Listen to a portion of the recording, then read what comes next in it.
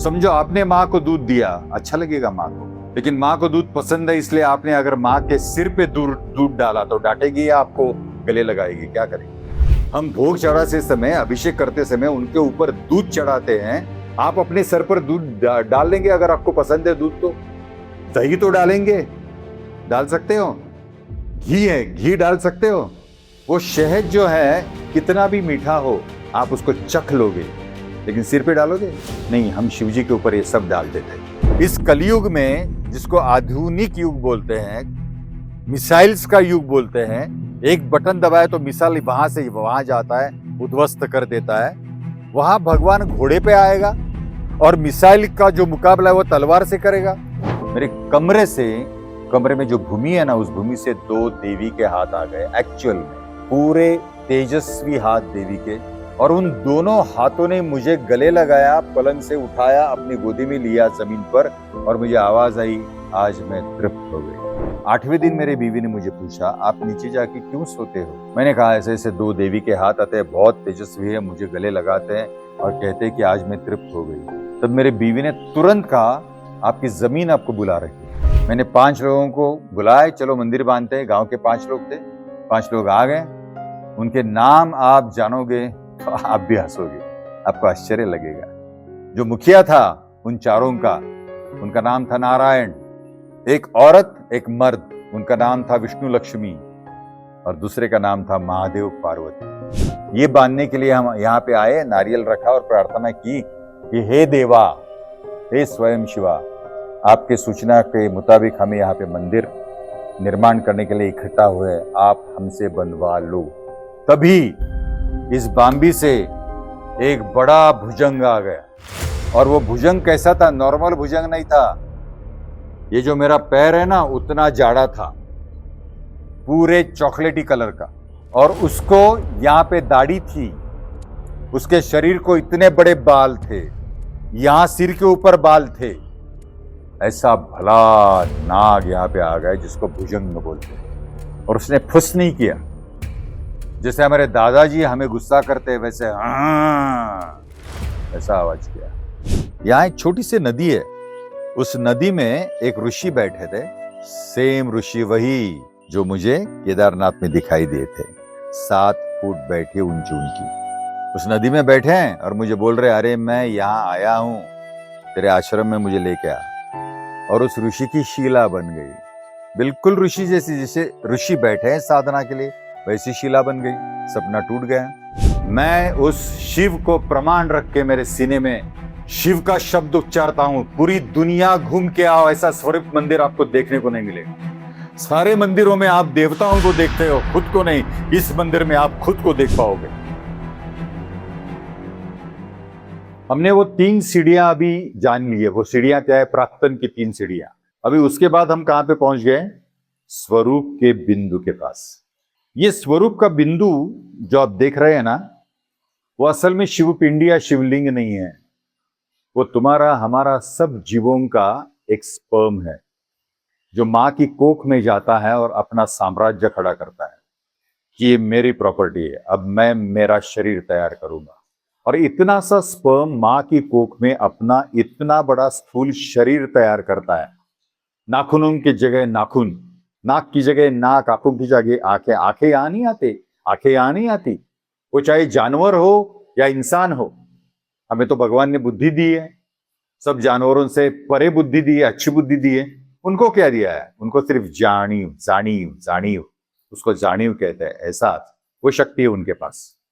लेकिन उनको भी बच्चे होते हैं, लेकिन उनके बच्चों के नाखून कहाँ आते हैं? यहाँ आते नहीं आते, नीचे ही आते हैं। आंखें कहाँ होती है? यहीं होती है, पीठ पे तो नहीं आती।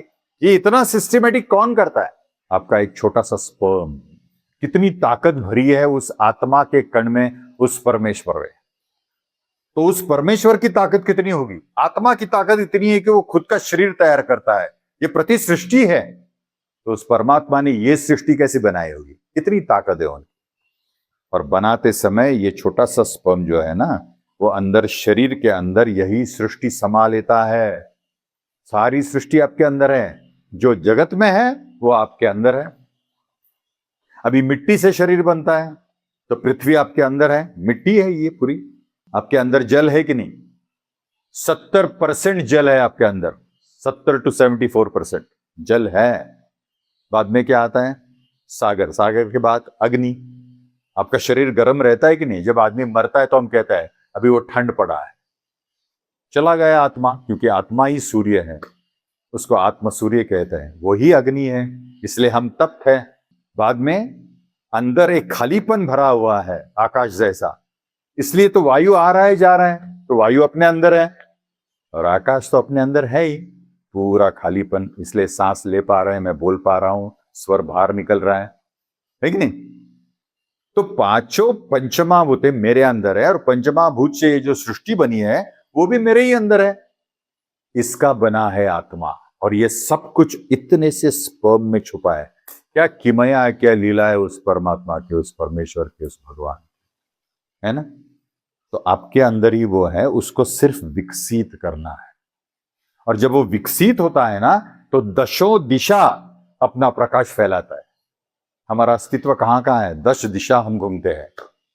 तो ये कितने हैं? 12। देखिए 1 2 3 4 5 6 7 8 9 10 11 12 दिशाएं 10 हैं। तो ये 12 क्यों हैं? क्योंकि और 2 दिशाएं हैं, एक जन्म की दिशा और एक मृत्यु की दशा, मिलके 12। 10 पकड़ के हम जीते हैं जन्म से मृत्यु तक, ये 2 दिशाएं हैं। तो इसका प्रकाश कौन देता है? आत्मा। अपने आकार में जो तत्व है, जो माया से लिपटा हुआ है, वही आत्मा उस माया पर विजय पाने के लिए और तत्व होने के लिए, तत्व क्या है? ये तत्व है धवल रूप का, इसे स्वयं शिव कहते हैं। इससे सब कुछ बना है, इससे देव देवता बने हैं, इससे शंकर जी बने, इससे विष्णु जी बने, इससे ब्रह्मा जी बने हैं, और सब इसी का ध्यान करते हैं। और मैं इतना भाग्यवान हूं कि मुझे बचपन से इसके ध्यान का लगाव था, किसी दैवत का नहीं, विष्णु जी का नहीं, ब्रह्मा जी का नहीं, शंकर जी का नहीं, किसी का नहीं। उनके परे जो है, ये सब किसका ध्यान लगाते हैं? वो चाहिए मुझे। और उसकी ध्यान की एक दृढ़ निश्चय करके मैंने उसकी कृपा से तपश्चर्या शुरू की, सोहम की। सोहम मतलब सांस की, सांस के साथ आना है जाना है, सोहम सोहम सोहम। और एक दिन इस सोहम से वो सोहम का ब्रह्म प्रकट हो गया और मुझे दर्शन ऐसा हो गया। इसको दर्शन नहीं कहते, इसको साक्षात्कार कहते हैं। साक्षात्कार का मतलब है साक्ष, सभी जगह जो साक्षी भूतम है वो, आत मतलब अंदर, और कार मतलब कारण, सबका कारण ये है। कहां है? आपके स्पर्म में है, आपके ही अंदर है। इसलिए तू तोत्स्मी, जो तू है वो मैं हूं। इसका साक्षात्कार इन्होंने दिया और मेरे अंदर से इतने शब्द सुंदर आ गए उसकी कृपा से, और मैं कहने लगा शिव शिव शिव शिव शिव शिव शिव शिव शिव शिव, धरिलामी एक जीव। धरिला मतलब मैंने पकड़ा, शिव को पकड़ा। शिव शिव शिव शिव शिव शिव शिव शिव शिव शिव शिव, धरिलामी, मी मतलब मैं, एक जीव। एक जीव मतलब एक रूप। जैसे जो शक्कर होती है वो पानी में घुल मिल के एक हो जाती है। पानी कैसा हो जाता है? बिल्कुल स्वीट। शक्कर कौन सा, पानी कौन सा, पता नहीं चलता है। एक जीव। इसलिए पहले शब्द क्या निकले? शिव शिव शिव शिव शिव शिव शिव शिव शिव शिव, धरिलामी एक जीव, अंतर्यामी माझा स्वामी, मीच शिव शिव शिव। अंतर्यामी मतलब मेरे अंदर, अंतर्यामी माझा मेरा, मैं ही स्वामी हूं। और वो कौन हूं? शिव शिव शिव शिव शिव शिव शिव शिव शिव शिव शिव शिव शिव, धरिलामी एक जीव, अंतर्यामी माझा स्वामी, मीच शिव शिव शिव। तो यहां तक पहुंचने कैसे है? यहां तक पहुंचना कैसे है? सूक्ष्म सूक्ष्म होता होता, आपको सूक्ष्म सूक्ष्म सूक्ष्म होना है। ये स्थूल है, इस स्थूल से आपको सूक्ष्म होना है, क्योंकि आप सूक्ष्म हो, आप स्थूल नहीं हो। ये सूक्ष्म है, स्पर्म बिल्कुल सूक्ष्म होता है, बिल्कुल सूक्ष्म, वो आंखों को दिखता भी नहीं है, इतना सूक्ष्म होता है। तो उतना सूक्ष्म आप अभी हो, ये स्थूल नहीं है आप। सूक्ष्म सूक्ष्म होता होता शून्य शून्यानुभवता, ये शून्य है। देखिए ये पूरा शून्य है, तो आप शून्य बन गए हैं, और जब आप शून्य बनते हैं तो इनका साक्षात्कार होता है। सूक्ष्म सूक्ष्म होता होता शून्य शून्यानुभवता, जो उरला शून्य देही, जो इस देह में शून्य करके शेष रहा है, शून्य बन के रहा है, वही शिव है। जो उरला शून्य देही, तोच शिव शिव शिव शिव शिव शिव शिव शिव शिव शिव शिव शिव शिव, धरिला मी एक जीव, अंतर्यामी माझा स्वामी, मीच शिव शिव शिव। और इनका साक्षात्कार अंदर कैसे होता है? अंदर अपने अंधार है, अंधार भेद, इस अंधार को भेदना पड़ता है। अंधार भेद दिव्य तेज, स्वयं प्रकाश स्वस्वरूप। अंधार भेद दिव्य तेज, स्वयं प्रकाश स्वस्वरूप, मूर्तिमंत धवल रूप। ये मूर्तिमंत धवल रूप है। ये देखिए मूर्ति दिखती है आपको, लेकिन वो है नहीं है। आंखें है नहीं है, नाक है नहीं है, बाल है नहीं है, होठ है नहीं है, हाथ है नहीं है, पैर है नहीं, ऐसी उसकी अवस्था है। मूर्तिमंत धवल रूप। धवल मतलब शुभ्र सफेद, और धवल का दूसरा मतलब यह भी है कि वो ट्रांसपेरेंट है। हमारे जैसे स्थूल नहीं है, वो पूरे ट्रांसपेरेंट जैसे स्फटिक होता है। और उनके देह के परे भी सृष्टि दिखाई देती है, इतने ट्रांसपेरेंट है वो। और इसी देह से पूरी सृष्टि बनी है, उनके प्रकाश से। इसलिए वो कहते हैं अंधार भेद दिव्य तेज, स्वयं प्रकाश स्वस्वरूप, मूर्तिमंत धवल रूप, ऋषि ब्रह्मा शिव शिव। इसलिए उनके गले में 14 ऋषि है। ये जो दिखते हैं ना आपको, ये 14 ऋषि है उनके गले में, जो उनका ध्यान करते करते करते शिव हो चुके हैं। और शिव को वो सबसे प्यारे हैं, इसलिए वो जीवश्य कंठस्य है। कंठ रखे यहां उनको लगा के बैठे शिव। हमें वो होना है, इसलिए स्वरूप मंदिर आना है। इस मंदिर में नहीं, इसको मंदिर बनाना है, और इस मंदिर में स्वरूप को देखना है। जैसे आप मंदिर को स्वच्छ रखते हो, वैसे इसको भी अंदर से स्वच्छ रखना है, विचारों से, विवेक से, अविचार नहीं। इतना सब कुछ है। और जब आपको इनका साक्षात्कार हो जाता है, तो आपकी अंतिम स्टेज क्या होती है आपके देह में?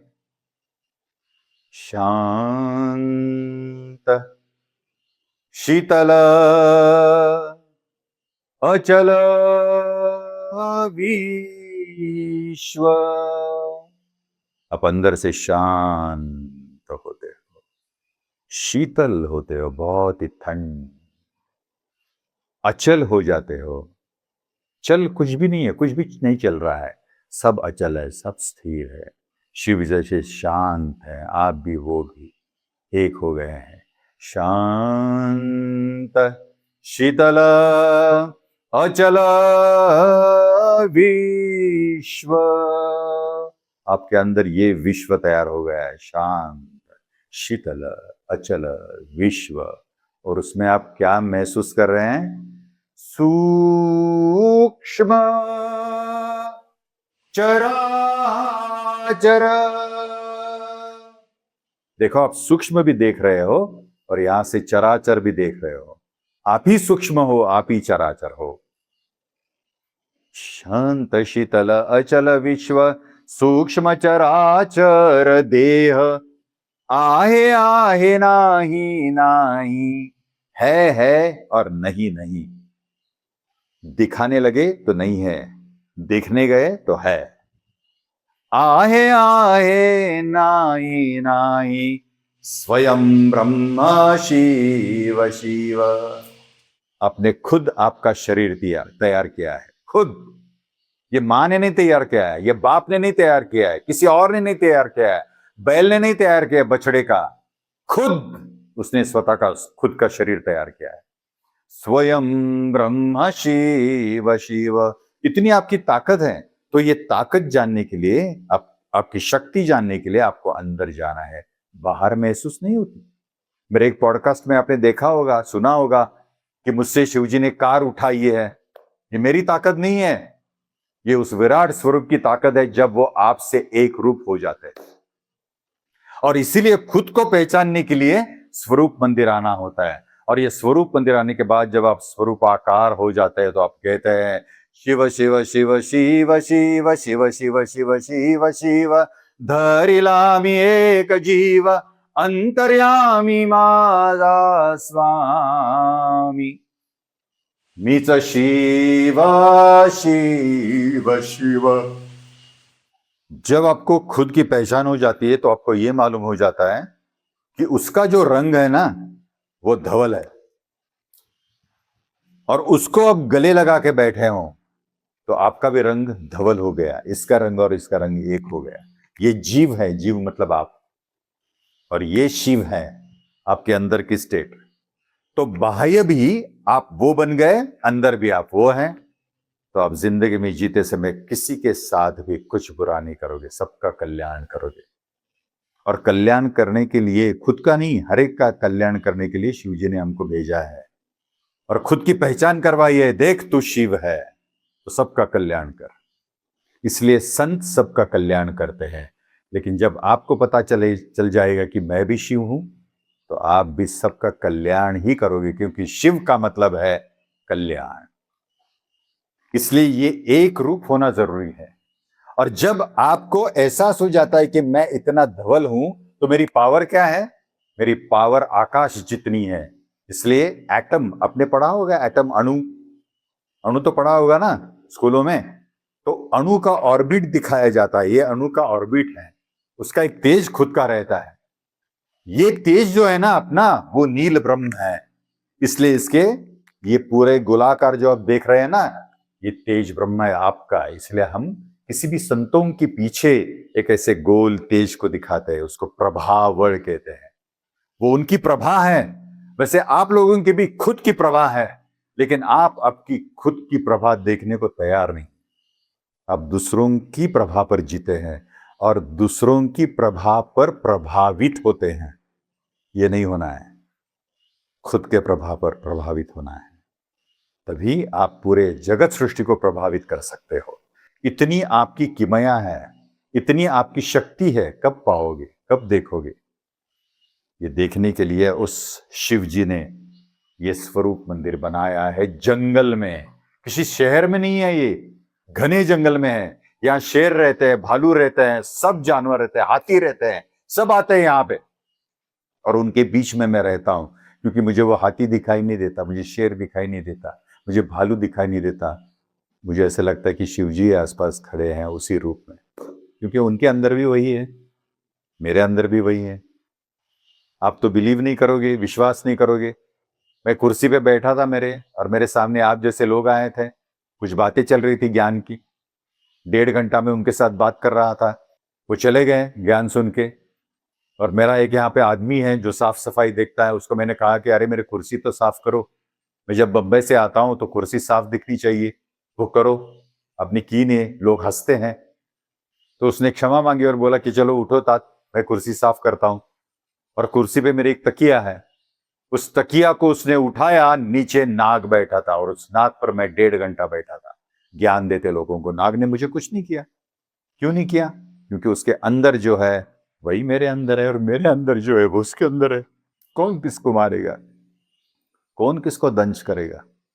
इसलिए खुद को पहचानना बहुत जरूरी है। अगर इस विश्व में शांति आनी है, तो हर एक को खुद को पहचानना है। आप अशांति करोगे ही नहीं जिंदगी में। और यही मकसद से यह स्वरूप मंदिर पूरे विश्व में खड़ा है। मैं उस शिव को प्रमाण रख के मेरे सीने में शिव का शब्द उच्चारता हूं। पूरी दुनिया घूम के आओ, ऐसा स्वरूप मंदिर आपको देखने को नहीं मिलेगा, क्योंकि ये आपका खुद का मंदिर है। सारे मंदिरों में आप देवताओं को देखते हो, खुद को नहीं। इस मंदिर में आप खुद को देख पाओगे। इसलिए आइए स्वरूप मंदिर देखिए, खुद को पहचानिए और पूरे विश्व शांति का जो संकल्प है शिव जी का, उसको पार कर लीजिए। इसमें एक बहुत अलग रचना है। ये जो है ना, ये सफेद वाला शिवलिंग, ये शिवलिंग नहीं है, ये शिव पिंडी है। लिंग को, शिवलिंग को एक ऐसी स्रोत की रचना होती है, उसको उसका स्रोत बोलते हैं। वो ऐसा गोल रहता है और उसका सीधा निकल जाता है ना, और ऊपर ऐसी पिंडी रहती है।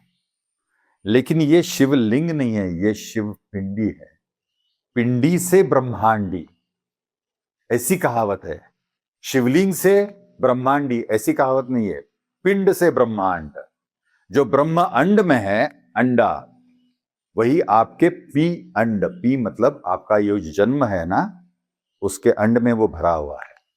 वो मतलब परमेश्वर, ई मतलब इच्छा, उसकी शक्ति, ये सब इस अंड में भरा है। अंड मतलब अंडा। तो ये आपको ये जो रचना दिख रही है ना, ये पूरी, ये अंडे जैसी है। आप बाहर से देख सकते हैं, आपने देखा होगा बाहर से, वो अंडा जैसा है। ये अंडे का अंदर का भाग है, और अंडे के अंदर में जो पीलापन रहता है ना, उसके ये सारे पिलर्स बने हैं। ये पिलर्स, ये हड्डियां हैं, हमारी हड्डियां उससे बनती हैं। जब आदमी मरता है तो उनके हड्डियों का कलर देखिए, उस पर एक पीलापन रहता है। और ये अपना मांस है, वो सफेद है। खून है इसलिए लाल दिखता है। जब आपको जख्म हो जाता है ना, तब खून आने से पहले अपनी चमड़ी देखिए अंदर की, सफेद। तो ये सफेद वाली चमड़ी है, समझ गए। इसके ऊपर जो दो स्तर हैं, वो पहले वाला जो ऊपर का कलश का स्तर है, उसको कहते हैं ब्रह्मलोक। ब्रह्म नहीं, म नहीं, ब्रह्म, ब्र ह को म, ये ब्रह्म अलग है, और ब्रह्म को ह, ये ब्रह्म अलग है। आप जो दाढ़ी वाले देखते हो ना, वो ब्रह्म है, और जो ब्रह्म है उसको दाढ़ी बीड़ी कुछ नहीं, उसको सांप भी नहीं है, उसको चांद भी नहीं है, बिल्कुल अलग है। उसको रुद्राक्ष भी नहीं है। देखिए ना, रुद्राक्ष है, गले में रुद्राक्ष नहीं है, गले में 14 ऋषि है। वो उसके जीवश्य कंठस्य मित्र जैसे हैं, सखा जैसे हैं। तो इसमें क्या दिखाया है, आप धवल हो, लेकिन आप धवल से आहिस्ता आहिस्ता आहिस्ता आहिस्ता आहिस्ता आहिस्ता आहिस्ता धवल से आप थोड़ा सा नीला हो रहे हो। नीले के बाद थोड़ा और गड़द नीला हो रहे हो, उसके बाद आप पूरा नीला हो रहे हो, और नीले के बाद पूरा ब्लैक, अंधेरा। हम प्रकाश से अंधेरे में जा रहे हैं। अभी अपनी को क्या करना है, अंधेरे से प्रकाश में आना है। अभी आपका ऑरा कैसा है, अंधार में। पाना क्या है, प्रकाश का ऑरा। तो अभी अंधेरे से आपको अंदर जाना है, जाना है, जाना है, और सफेद होना है। तो अंधेरे से वापस प्रकाश में जाने के लिए क्या करना होता है, हमको तकलीफ किस बात की है, हमारी इस इंद्रियों की। ये जो इंद्रिय है, ये जो मन है, मेरे ख्याल से मन जैसी कोई चीज ही नहीं। आप ही सब करते हो, मुझे लगता है मैं ऐसे करूं, मुझे करना है मजा, मन को नहीं। मन आपका क्रिएशन है। जो भी रिपरकेशंस आपके अंदर आप घुमा फिरा के सोचते हो ना, वो मन है। मन का अस्तित्व है नहीं, आपने क्रिएट किया है। तो मन का अस्तित्व मिटाने के लिए अपने को मन के परे जाना है, मतलब विचारों के परे जाना है। तो इंद्रिय कहां पे है, इंद्रिय कहां पे है, बाहर घूम रहे हैं। इंद्रियों को क्या चाहिए, मजा चाहिए। इंद्रियों को क्या चाहिए, अच्छा सा खाना चाहिए। इन आंखों को क्या देखना है, अच्छी सी सृष्टि देखनी है, सृष्टि में जो जो अच्छा है उसको देखना है। सब बाहर घूम रहे हैं, अंदर कोई नहीं जा रहा है। तो अगर आपको ये प्रकाश देखना है ना, खुद का अंदर का प्रकाश, तो ये इंद्रिय भी अंदर जाने चाहिए। जैसे कछुआ ने अपने इंद्रिय अपने अंदर लिए है ना, तो अपने इंद्रियों को उसी नामस्मरण में बिठाना है। ऋषि मुनियों ने, संतों ने क्या किया, पूरे इंद्रियों को भी नामस्मरण में बिठा दिया। इसलिए सब इंद्रिय मैंने दिखाया है। देखो, ये सब इंद्रिय है। कौन से? ये वाले, ये इंद्रिय है, ये इंद्रिय है। और आप अगर ये गिनोगे तो 10 इंद्रिय हैं, है ना? 10 कौन से हैं? 5 कर्मेंद्रिय है और 5 ज्ञानेंद्रिय हैं। हाथ तो अपने कर्म करते हैं, पैर कर्म करते हैं, जीवा ये कर्म करती हैं, कर्ण कर्म करते हैं, गुदद्वार कर्म करते हैं, लिंगद्वार कर्म करता है, त्वचा कर्म करती है ना? जानिव तो उससे होती है, त्वचा से। आंख देखते हैं, चक्षु, ये सारे 10 है। आपको यहां से टेस्ट मिलती है ना, ये ज्ञान है। यहां से सुनते हो ना, वो ज्ञान है। यहां से देखते हो ना, वो भी ज्ञान है। और दूसरे चलना, हाथों का काम, ये सब दूसरे काम है। नाक का काम सूंघना होता है। तो ये 10 इंद्रिय जो है ना, वो आपको नामस्मरण में लगाना चाहिए। बस इंद्रियों ने भी नाम लेना चाहिए। इसका उत्तम उदाहरण एक पुराण की कथा में है, महाभारत की कथा में। जब नारद जी कृष्ण भगवान को मिलने आए कि नारायण आप मुझे मिलते नहीं हो, आप कहां पे खो गए हो, तब कृष्ण भगवान अर्जुन जी का घोड़ा साफ कर रहे थे और नारद जी को बहुत बुरा लगा कि अरे नारायण अर्जुन का घोड़ा साफ कर रहा है, ये काम नारायण कर रहा है, ऐसा अर्जुन ने क्या किया है? मैं तो हमेशा नारायण नारायण नारायण कहता हूं और मेरे पास तो नारायण कभी मिलने नहीं आती, मैं उनको मिलने जाता हूं और ये यहां तो कृष्ण जी मतलब नारायण उनका घोड़ा साफ कर रहा है। तो उन्होंने बताया, कहा कृष्ण जी को कि ये मैं क्या देख रहा हूं कि आप अर्जुन का घोड़ा साफ कर रहे हो और मैं तो नारायण नारायण नारायण करते रहता हूं हमेशा और आप मुझे मिलते नहीं हो, इसका गुह्य क्या है? तो कृष्ण जी को थोड़ा सा पता चल गया है कि ये नामस्मरण लेता है, उसको थोड़ा सा नामस्मरण का गर्व हुआ है।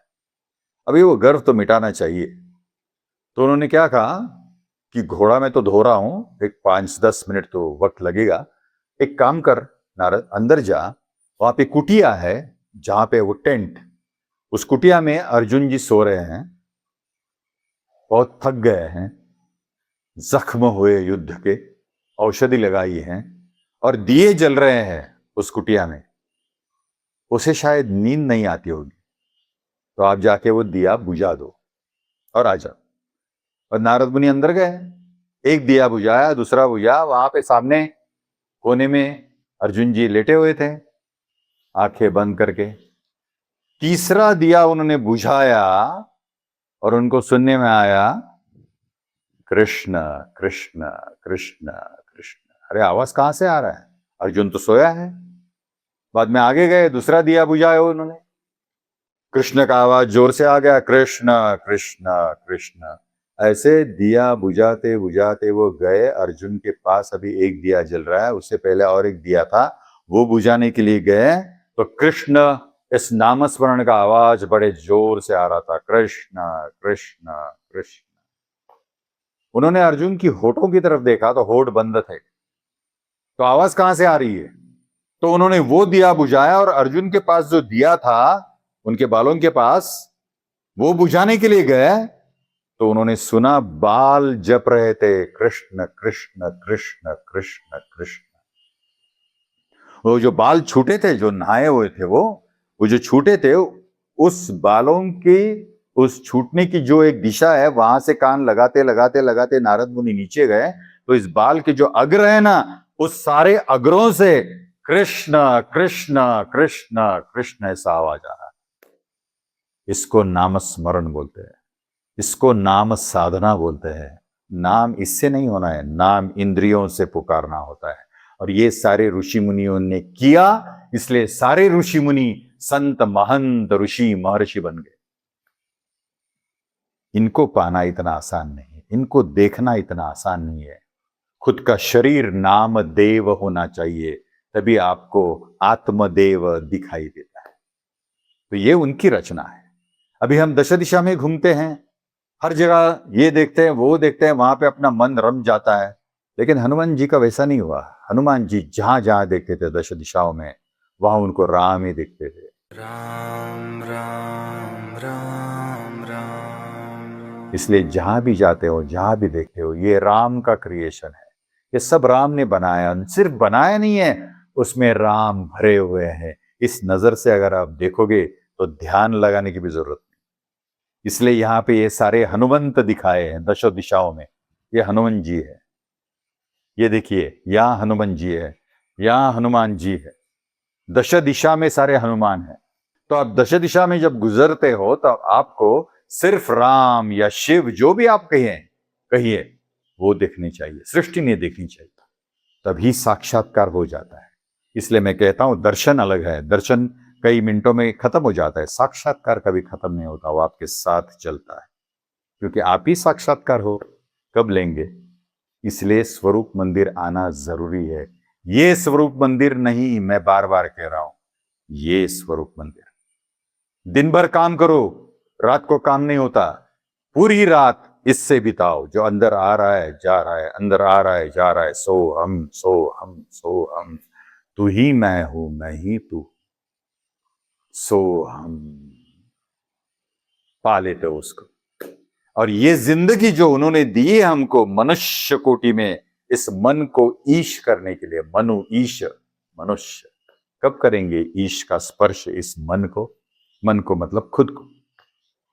इसलिए स्वरूप मंदिर इस तत्व ने, शिव तत्व ने मुझसे बनवाया है। मैंने नहीं बांधा है, मैंने नहीं बांधा है। ये पूरी जो आप डिजाइन देख रहे हो ना, ये किसी आर्किटेक्ट की नहीं है, या कोई इंजीनियर नहीं है। इंजीनियर वही है, आर्किटेक्ट वही है। उन्होंने जो मुझे दिखाया, बस ईट ईट रचते रचते ये खड़ा हो गया।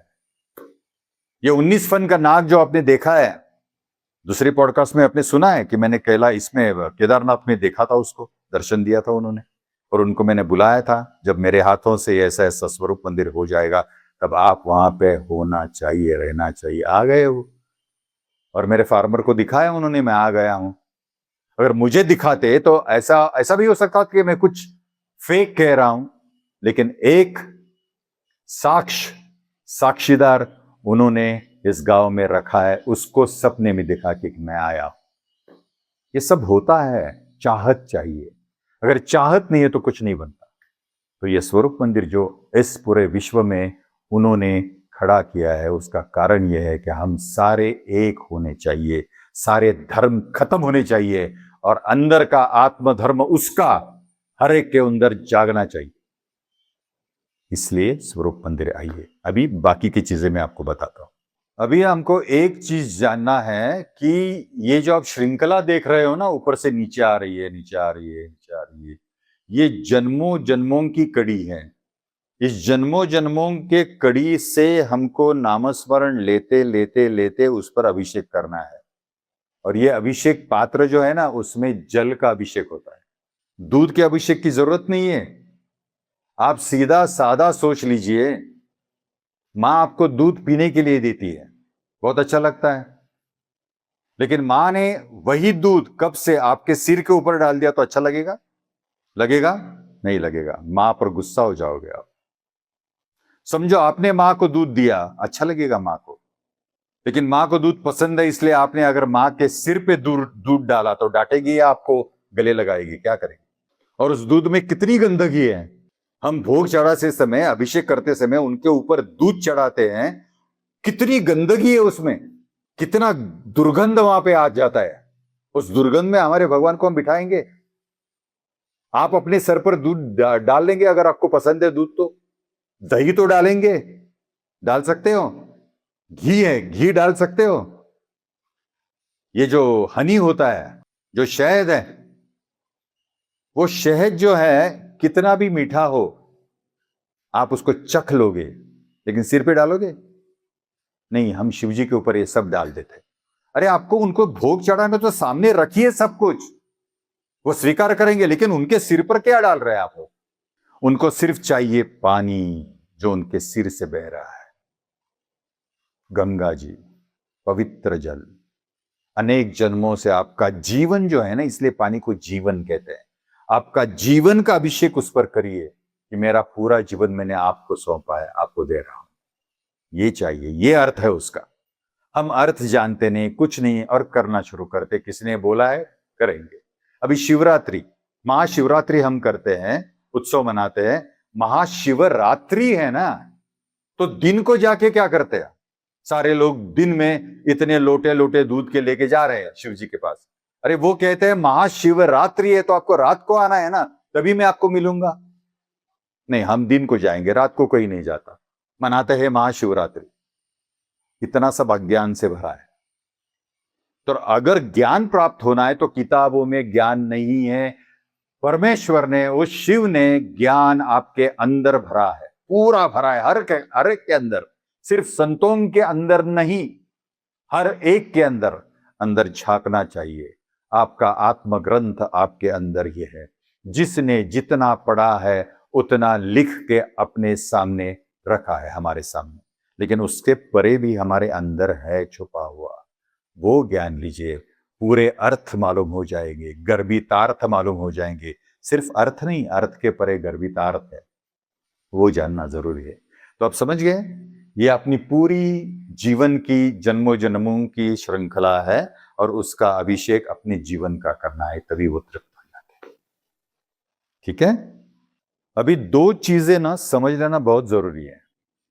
हम जब जन्म लेते हैं और मरते हैं तो हमारे बेटे क्या करते हैं, हमारे रिवाजों के अनुसार जब हमको अग्नि देते हैं तो एक मटका लेते हैं, यहां पे ऐसे उसको पत्थर से 3 होल मारते हैं और उसमें से जल नीचे पड़ता है ना, और वो जब खाली हो जाता है तो उसको फोड़ देता। और हमारे यहाँ महाराष्ट्र में, ऊपर पता नहीं आपके उत्तर हिंदुस्तान में क्या है, भारत में क्या है, महाराष्ट्र में वो मटका फोड़ने के बाद वो ऐसे हाथ मुंह को लगा के बूम मारता है, अवा अवा अवा ऐसे मारता है। क्यों मारता है? कहता है कि मेरा बाप जाते समय अपना मटका भर के नहीं गया, पूरा खाली करके गया, टूट गया उसका मटका।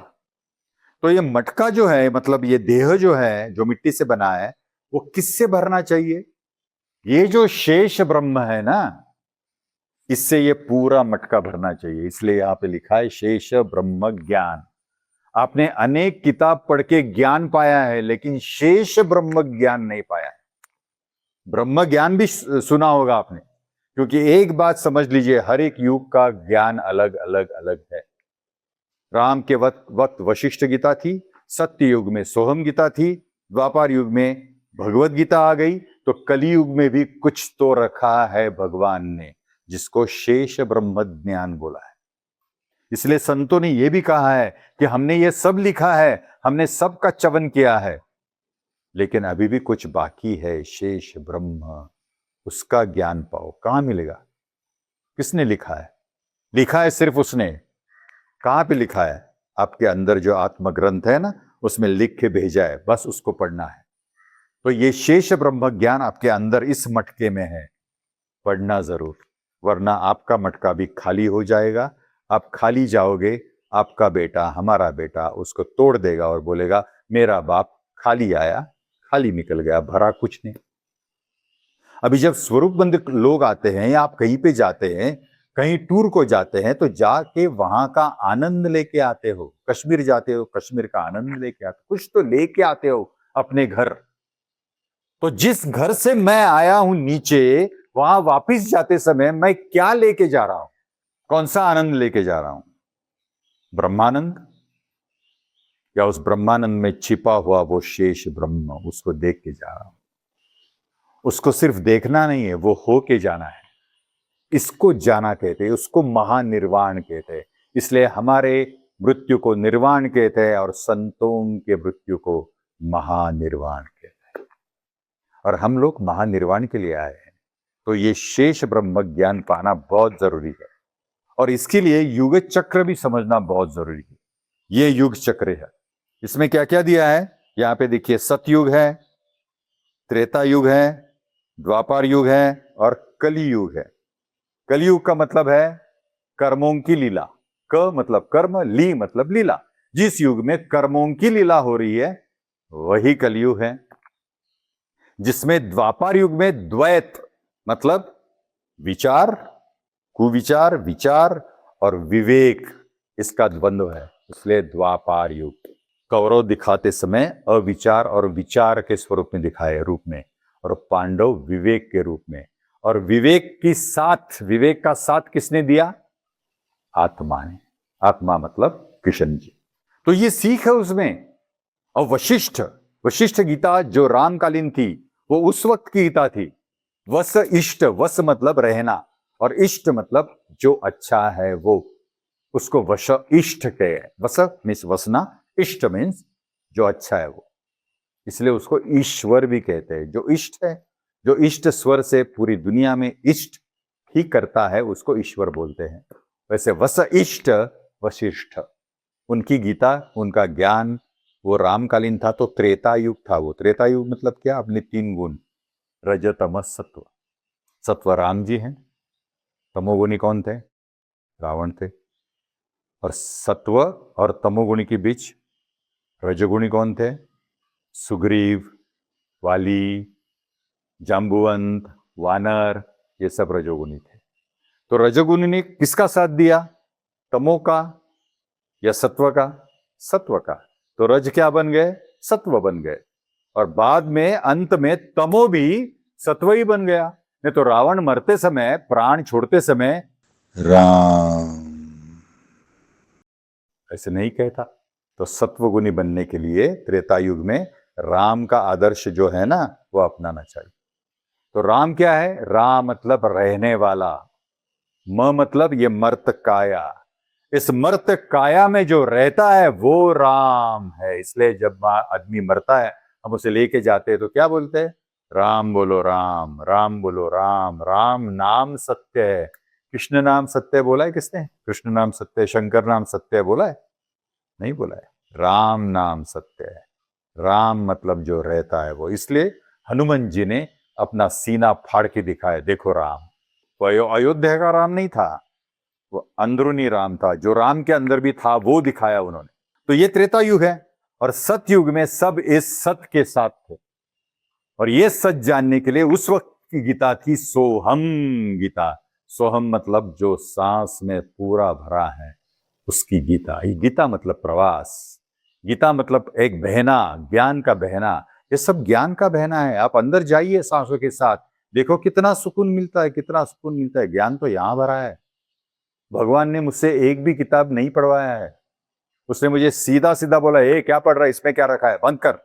ऐसे आवाज मेरे अंदर से आती थी। विश्वास रखो, मेरे अंदर से आवाज आती थी, ए इसमें क्या पढ़ा, इसमें क्या रखा है, बंद कर।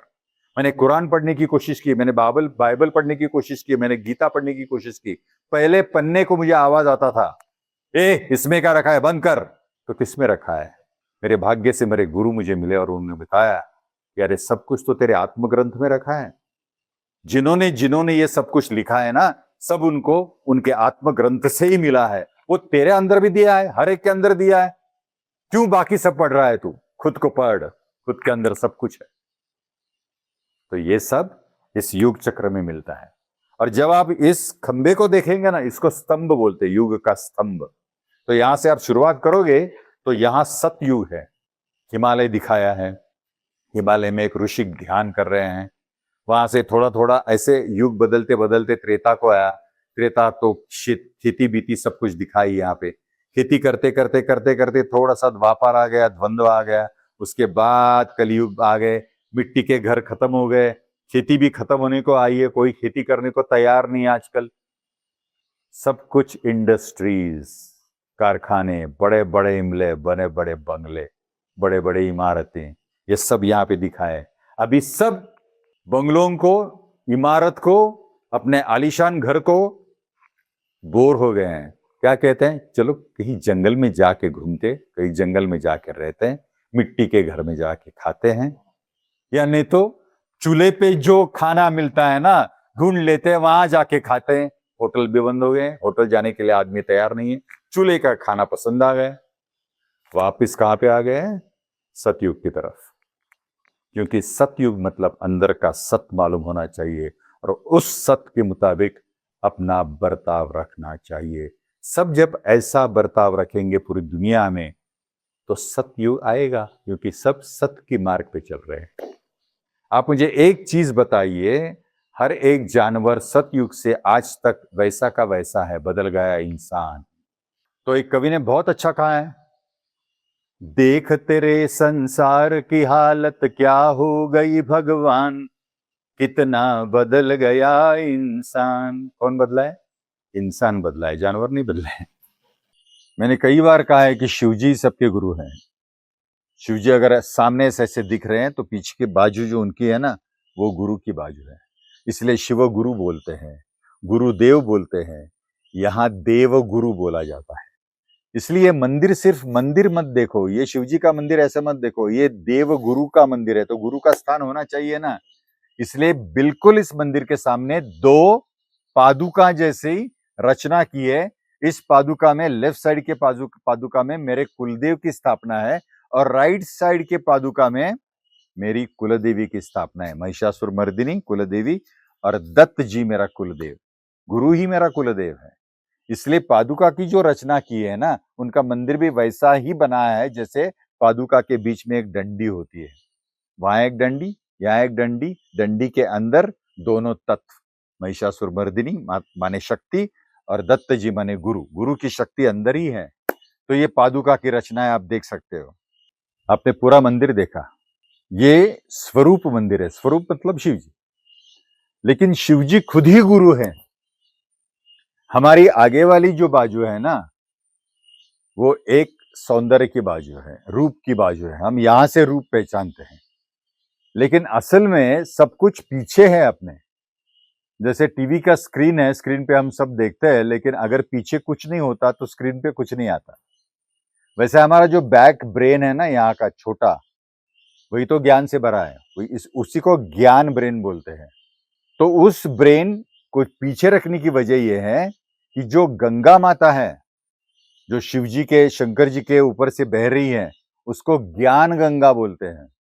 तो एक दिन ऐसा हो गया, मैं सोया था और अचानक से मैंने एक सपना देखा। उस सपने में ऐसा हो गया कि मैं बंबई का रास्ता चल रहा हूँ, रात का समय है, पूनम की रात है, और मैं गहरी नींद में सोया, और वो जो आनंद है पूर्णिमा का, उस प्रकाश का मैं ले रहा हूँ, और मैं चल रहा हूँ, बारिश हो रही है, और मेरे पैरों तले कुछ ऐसा बह रहा है पानी। वो इतना शुद्ध था, इतना शुद्ध था, जैसे बारिश गिरता है ना, बारिश गिरने के बाद मिट्टी उसमें समा जाती है, तो मिट्टी का पानी बहता है, लेकिन मेरे पैरों तले इतना सुंदर स्वच्छ पानी बह रहा था रात के समय। तो मुझे ऐसा लगा कि इतना सुंदर पानी कैसे बह रहा है। मैंने पीछे मुड़ के देखा तो एक चबूतरा था, और चबूतरा के ऊपर गंगा जी प्रकट हुई थी, और वो बह रही थी, और उसके पानी में से मैं चल रहा था। तो मैंने उनको नमस्कार किया और बोला कि गंगा जी आप मेरे पीछे। तो उन्होंने एक शब्द बोला था, तू जहां जाएगा ये ज्ञान गंगा तेरे साथ बहेगी, और मेरा सपना खत्म हो गया। तो ये ज्ञान गंगा मेरे पीछे क्यों लगी है, क्यों आई है, क्यों लगता है उसे कि वो मेरे साथ बहे, ये क्वेश्चन मार्क था मुझे। और जब मुझे स्वरूप का साक्षात्कार हो गया ना, तभी पता चला हर एक के अंदर ज्ञान गंगा है, हम उसे बहने नहीं देते। इसलिए मैंने स्वरूप मंदिर के बगल में गंगा जी का मंदिर किया है, ये गंगा जी है। इसलिए गंगा जी के हाथ दोनों ऐसे हैं, और दोनों हाथ के बीच में से कमल बह रहे हैं, नदी में से कमल आ रहे, कमल मतलब ज्ञान। तो ये गंगा जी की सबसे बड़ी कृपा है। और उसी के सामने ये चरण वाला आसन मैंने रखा है, मतलब उन्होंने मुझे आज्ञा दी है, बताया कि यहाँ पे चरण रख, और उस चरण आसन पे तू बैठ, और जितने भी लोग आते हैं उनको ज्ञान देते जा। तो यहाँ बैठने की वजह यह है कि मेरे पीछे ज्ञान गंगा है। ये आपको दिखाई दे रहा है पत्थर, आपको पत्थर लगता है, लेकिन ये बिल्कुल अपने दाहिने चरण जैसा है। जो दाहिना चरण रहता है ना, राइट साइड का चरण रहता है ना अपना, वैसा ये चरण है। तो ये पत्थर मुझे कैसे मिला, मैं इसे पत्थर इसलिए कह रहा हूं कि आपको बताना, इसलिए मैं इसे संबोधता हूं चरण, एक चरण। क्योंकि भगवान, जो अल्टीमेट भगवान है, जिसे हम ब्रह्म कहते हैं, उसका एक ही चरण है। तो ये भगवान का जो एक चरण है, अल्टीमेटम ब्रह्म का एक चरण, सिर्फ एक चरण, धवल रंग का, सफेद रंग का, अगर वो मुझे उन्होंने दिखाया है तो उसका प्रतीक यहाँ पे आना चाहिए ना। तो एक दिन ऐसा हो गया, श्रावण मासी में मैं यहाँ पे रहने के लिए आ गया था, 1 महीना मैं रहता हूँ यहाँ पे, और अचानक से मुझे सपने में ये दिखाई दिया कि यहाँ एक नदी है, छोटी सी नदी है, बहती है, छोटा सा फॉल्स भी है, झरना है। तो अचानक से मुझे वहां पे एक चरण, राइट दैना चरण, ग्लो होते हुए दिखाई दिया सपने में। चमक रहा है, ग्लो हो रहा है, नीले रंग का है, फिर व्हाइट कलर का होता है। और एक आवाज आती है मुझे कि मुझे उठा के तेरे आश्रम में ले आ। और सपना खत्म हो गया। दूसरे दिन मैं उठा, इस गांव के 3-4 लोगों को मैंने बुलाया और बोला कि ऐसे ऐसे एक पत्थर लाना है नीचे से, चलो आइए। तो हमें बड़ी रस्सी लेके गए और वहां पे देखा झरने के पास, तो ये पत्थर था वहां पे। तो मैंने बोला चलो उठाइए। तो वो सारे ग्वाले थे, उन्होंने कहा कि हम अपने पूरे गाय भी सबको लेके यहाँ पे आते हैं घास चराने, लेकिन कभी देखा नहीं है यहाँ पे, कल भी नहीं देखा, आज कैसे आ गया। मैंने कहा ये तो मुझे पता नहीं, कल मुझे सपने में ऐसा ऐसा हुआ कि ये मुझे उठा के यहाँ पे ले आओ, चलो लेके जाते हैं। हम लेके आए, वहां पे खाई है, बड़ी खाई है, वो ऐसे खींच खींचते हमने ये लाया यहाँ पे। तो आवाज आई, जहां पे वो ब्रह्मचरण है उसी के सामने इसको रख, इस पर बैठ, और जो भी कोई आएगा उसको अगर ज्ञान चाहिए तो इस पर बैठ के ज्ञान दे दो। इसलिए हमने इसकी रचना यहाँ पे की। और सहज मैंने, अभी कितने आदमी हैं लाने वाले, ये काउंट करने के लिए पूछा, रहे हम कितने लोग हैं, तो वो थे 7, मैं 8वां। और अचानक से एक आदमी बोला, तात, मुझे सब लोग यहाँ पे तात कहते हैं, तात आज कृष्ण जन्माष्टमी है। मुझे पता ही नहीं था कि आज कृष्ण जन्माष्टमी है। और किसी की इच्छा से ये चरण, जो नीला सफेद वहां पे ग्लो हो रहा था, जो कल नहीं था, लेकिन एक रात में वहां से कैसे आया, कैसे पहुंचा पता नहीं, गांव के लोगों को, मुझे भी वो चरण वहां पे था, हम लेके आए। अभी इस पर बैठ के मुझसे ये ज्ञान गंगा ज्ञान बुलवाती है। ये इसका इतिहास है। कहने का मतलब ये है, यहाँ पे जितनी भी चीजें जुड़ी हुई है वो उसने भेजी है, मैंने क्रिएट नहीं की। स्वरूप मंदिर के अंदर जाने से पहले ही महाद्वार पे, इस स्वर महाद्वार के पहले आपको 2 कुंभ दिखाई दिए हैं, एक ब्रह्म ज्ञान का है और वो है आत्मज्ञान का। ये दोनों कुंभ आपके अंदर ही हैं, कहीं बाहर जाके ज्ञान लेने की जरूरत नहीं, ब्रह्म का अंदर ही मिलता है। जितने भी किताबें ग्रंथ हमने पढ़े हैं वो अंदर से आए हैं, वेद भी अंदर से आए हैं। तो ज्ञान किधर है? अंदर। आत्मज्ञान भी अंदर है और आत्मज्ञान में छुपा हुआ ब्रह्म ज्ञान भी अंदर है। अभी ये ब्रह्म ज्ञान का जो रस है हमें कहां से मिलता है पता है? मां के जो स्तन होते हैं 2, वो बिल्कुल कुंभ जैसे होते हैं, लेकिन मां को पता नहीं कि मैं कौन सा रस पिला रही हूं मेरे बच्चे को। क्योंकि मनुष्य कोटि में हमारा जो जन्म हुआ है ना, वो ब्रह्म ज्ञान और आत्मज्ञान पाने के लिए है, और उसके बीज, उसका रस पूरे मां के कुंभ में भरे हैं। ये जो देने वाला कुंभ है ना, वो है ब्रह्म ज्ञान का, और बाहे वाला है आत्मज्ञान का। जब मां धारणा पकड़ती है कि अरे बेटा, ये मैं ब्रह्म ज्ञान तेरे को दे रही हूं और ये मैं आत्मज्ञान का रसपान कर रही हूं, तुझे बड़ा होके ब्रह्म ज्ञानी और आत्मज्ञानी होना है, तभी उसके अंदर वो चाहत बढ़ने लगती है। लेकिन आजकल की औरतें ये सब भूल गई है कि मैं क्या पिला रही हूं। तो ये यहाँ पे है कि अगर यहाँ पे औरतें आए तो ये समझ ले कि अभी परमेश्वर ने, उस अंतिम सत्य ने हमारे शरीर पर हमें जो 2 कुंभ दिए हैं, वो हमारे बच्चों को आत्मज्ञान और ब्रह्म ज्ञान का रस देने के लिए।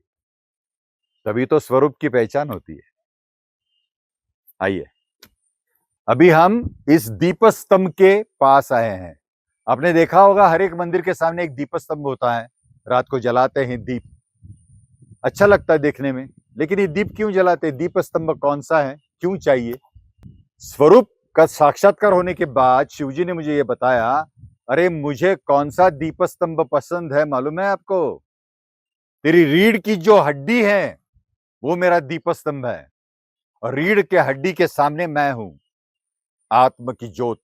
इसलिए ये आत्म की ज्योत है, अमृत। अमृत का मतलब है जो मृत नहीं वो अमृत, वो है आत्मा, मरता नहीं है। हम अमृत ढूंढने निकले हैं। और अमृत कहां से आया? मंथन से आया। किसके मंथन से आया? सागर मंथन से। कौन सा सागर? क्षीर सागर। क्षीर सागर मतलब दूध का सागर। दूध कहां से मिलता है? माँ की स्तनों से। उसमें क्या भरा है?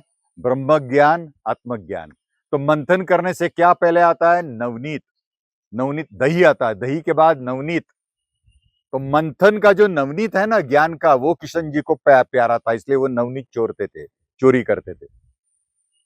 और उसी नवनीत से क्या बनता है बाद में? तप करके। जब नवनीत को तपाते हैं तभी तो घी बनता है, इसलिए तप करना पड़ता है। तो ये सारा सागर मंथन क्षीर सागर का मंथन है। ये मंथन की सारी स्थिति यहां पे हमने दिखाई है उसकी कृपा से। लेकिन ये स्तंभ कौन सा है? अपनी कुंडली जहां से जागृत होते कुंडलिनी, वो है हमारी रीढ़ की हड्डी। इस रीढ़ की हड्डी को 108 पॉइंट्स हैं। उस पॉइंट पे एक एक तेज का बिंदु है। जब आपकी साधना से जब ऐसे आप स्थिर बैठते हैं बिल्कुल ताठ, तब उसी कुंडलिनी शक्ति को एक एक दिया जलाते जलाते ऊपर आती है अपने सहस्त्रार पे पहुंचती है। और वो जो दीप जलते हैं 108, वो 108 दीप अपने अंदर सिद्ध होने के लिए, अंदर जलने के लिए हमें 108 की माला जपनी पड़ती है। उसको हम मणि बोलते हैं, 108 मणियों की माला। तो एक एक मणि मतलब कौन सा मणि है? आपके रीढ़ की हड्डी पे जो 108 मणि है ना, उसको हम दबा रहे हैं। तो ध्यान रखिए, जब आप 108 मणियों को ऐसे ऐसे किसी भी नाम से करते हो, तो रीढ़ की हड्डी की तरफ ध्यान चाहिए कि यहां कुछ तो बन रहा है, यहां कुछ तो तेज आ रहा है, यहां कुछ तो हमें विकसित होते समय दिखाई दे रहा है। ऐसे करते करते करते करते आपकी पूरी रीढ़ की हड्डी दीप स्तंभ जैसे जलती है, उजालती है, उजाला होता है। और वो दीप स्तंभ का जो उजाला है ना, वो भगवान को पसंद है। इसलिए इसको आरती बना है। ये टंकी नहीं है, ये आरती है। इसलिए कलर आरती के धातु जैसा है। और इसके अंदर जो पानी है ना, वो पानी आपका मन है। जब ये स्थिर हो जाता है, पानी बिल्कुल स्थिर, तब 108 ज्योति जो जलते हैं ना, उसका प्रतिबिंब उस पानी में गिरता है। तो पानी किसका प्रतीक है? मन का प्रतीक। यह मन स्थिर होना चाहिए। थोड़ा सा भी हिल गया तो पूरे ज्योति भी हिल जाते हैं, और पूरी ज्योत जैसी है वैसी दिखती नहीं है। तो प्रतिबिंब भी वैसा दिखना चाहिए जैसा बिंब है। इसलिए मन को स्थिर करना बहुत जरूरी है। और वो स्थिर होता है सिर्फ सोहम साधना से, नाम जप से, ये रीढ़ की हड्डी के ज्योति जलने से। तो ऐसी है आरत जब सारे ज्योतियों से जल जाती ही मतलब ऐसी तेजोमय हो जाती है, तब उसका प्रतिबिंब इतना सुंदर दिखता है, इसका वर्णन मैं नहीं कर सकता। हम शिवरात्रि को, महाशिवरात्रि को, ये पूरी ज्योतियां यहाँ पे ऐसे जलाते हैं और उसका प्रतिबिंब का दर्शन लेते हैं। वो प्रतिबिंब आपके अंदर के ज्योतियों का दर्शन है, और वहां आपका आत्मा तृप्त हो जाता है। आत्मा तृप्त हो जाता है मतलब शिवजी तृप्त हो जाते हैं, क्योंकि आत्मा शिवजी का प्रतीक है। समझ गए? तो हम थोड़ा सा नजदीक से देखते हैं ये क्या है। आइए। तो हमने अभी स्तंभ देखा। ये स्तंभ क्या है? हमारी रीढ़ की हड्डी। आप एनाटॉमिकली देखोगे ना, गूगल पे सर्च मारिए। ये जो रीढ़ की हड्डी है, वो जिस पर खड़ी है, वो नीचे का जो एक बेस है ना, वो बिल्कुल टॉर्टॉइस जैसा है, कछुए जैसा है। तो परमेश्वर ने हमारे शरीर की रचना कितनी अच्छी की है। सागर मंथन में नीचे कछुआ था, ऊपर रीढ़ की हड्डी के ऊपर क्या है? सहस्त्रार, ब्रह्मा जी की जगह। लेकिन ये सागर मंथन करते समय ये जो वासुकी है, ये जो सर्प दिखाई दे रहा है ना, वो वासुकी है। पूंछ की तरफ थे देवता लोग, मुख की तरफ थे असुर लोग। असुर लोग मतलब क्या? हमारे अवगुण। देवलोक क्या है? हमारे गुण। तो अगर मंथन करना है तो बुरा और अच्छा दोनों को पकड़ के ही मंथन होता है। वासुकी क्या है? अपना जीव। हम जीव हैं, तो अच्छा और बुरा दोनों पकड़ के जीव चल रहा है। तो मंथन करते समय बुरा क्या है, अच्छा क्या है, इसको लेके मंथन करना पड़ता है, तभी 14 रत्न ऊपर आते हैं। तो ये जो कछुआ है और वो जो ब्रह्मा जी हैं, कछुआ तो विष्णु जी थे। तो जब उसका मंथन शुरू हुआ, तो ये जो पर्वत है ना, जो बताया वहां पे, उसको मंदार बोलते हैं। मंदार पर्वत। मंदार क्या है? मन दार, मन का दार। तो मंथन करना है तो मन को पकड़ के करना पड़ता है, क्योंकि मन हमारे अंदर बहुत सारी चीजें गलत भी करता है, अच्छा भी करता है। नहीं, ऐसा बात नहीं है। लेकिन अगर वो आत्मा को साक्षी प्रमाणित रख के करेगा तो गलत कुछ नहीं बनता। लेकिन खुद को अगर शरीर का राजा समझेगा तो सब गलत होता है, सब गलत बनता है। कौन सा मन? जो बह रहा है वो मन, या जो आत्मा से स्थित है, प्रामाणिक है, ईमानदार है वो मन? तो उस मन को पकड़ के इस वासुकी से अच्छा और बुरा, असुर और देव ने मंथन शुरू किया। लेकिन ये मंदार हिलने लगा, मन स्थिर नहीं होने लगा। तो वो स्थिर कैसे करेंगे? क्योंकि सेंट्रीफ्यूगल फोर्स तो चाहिए, गुरुत्वाकर्षण बीच वाला चाहिए, केंद्रात्मक। तो ब्रह्मा जी ने और विष्णु जी ने किसको पुकारा? शंकर जी को पुकारा और बोला कि शंकर जी, आप जब तक बीच में सेंट्रीफ्यूगल नहीं बैठते ये स्थिर नहीं होगा, मन स्थिर नहीं होगा। इसलिए शिव जी को कहा है हृदयस्थ शिव, यहां पे बैठे। इसलिए ये जो शिव दिखाया ना, शंकर का स्वरूप, वो हृदय जैसे आकार में दिखाया है। तब ये मंदार स्थिर हो गया और मंथन शुरू हो गया। जैसा मंथन शुरू हो गया ना, पहले क्या आया? पहले वासुकी ने क्या उगल दिया? जहर, विष, उसको विष बोलते हैं। तो असुर और देव दोनों घबरा गए, कौन पचाएगा इसको? विष्णु बोला मैंने पचाऊंगा, ब्रह्मदेव बोला ये मेरी जिम्मेदारी नहीं है। क्षमता किसकी है? हृदयस्थ शिव की। इसलिए सब वासनाएं, विष मतलब वासनाएं, विषय, विष मतलब विषय, ये सब विषय उगल दिया उसने बाहर। जीव ने नहीं चाहिए विषय, सब इतना बूंद भी नहीं रहा। लेकिन ये विषय तो पचाने चाहिए ना, तो विनाश है। तो शिव जी की ताकत इतनी है, शंकर जी की ताकत इतनी है कि उसने वो खुद पी लिया। लेकिन वो विषय की ताकत इतनी थी कि सब जलने लगा। तब पार्वती जी ने यहाँ पे पकड़ लिया, शक्ति ने, कि वो नीचे ना उतरे, और ये विष सब यहाँ पे जमा हो गया, नीला रंग का विष। लेकिन उसको ठंडक मिलनी चाहिए, इसलिए वासुकी जी ने बोला कि मैं हूं, फिक्र मत करो। तो जीव और शिव की ना एक बहुत घनी मैत्री है। इसलिए मराठी में बोलते हैं जीवा शिवाची जडली समाधि, विटला प्रपंच तुटली उपाधि। मतलब यह है, जीव और शिव की जब समाधि होती है तो ये प्रपंच है ना, उसका वीट आता है। मतलब ऐसा लगता है कि प्रपंच में हूं, लेकिन प्रपंच सही नहीं है, सत्य नहीं है, उसके परे भी कुछ है। मेरा नाम भी सत्य नहीं है, ये देह भी सत्य नहीं है। इसको बोलता है विटला प्रपंच तुटली उपाधि। उपाधि मतलब आपका नाम, इस शरीर का नाम, वो भी टूट जाता है। बाकी क्या बचा? अमृत, अमृत आत्मा, मैं आत्मा हूं। इतना बड़ा दर्शन इसमें घटता है। 14 रत्न आते हैं उस मंथन से। विष जाने के बाद चांद आता है। चांद मतलब शीतलता। हम हमेशा त्रस्त रहते हैं, लेकिन मंथन में जब विष, विषय सब निकल जाता है तो अंदर से आप स्वस्थ हो जाते हो। वही चांद है, वही शीतलता है। बाद में सुगंध आता है, आत्म सुगंध, वही पारिजातक है। बाद में आप मन में जो सोचते हो अच्छा वो होने लगता है, वो कल्पवृक्ष है। वो कल्पवृक्ष आ गया।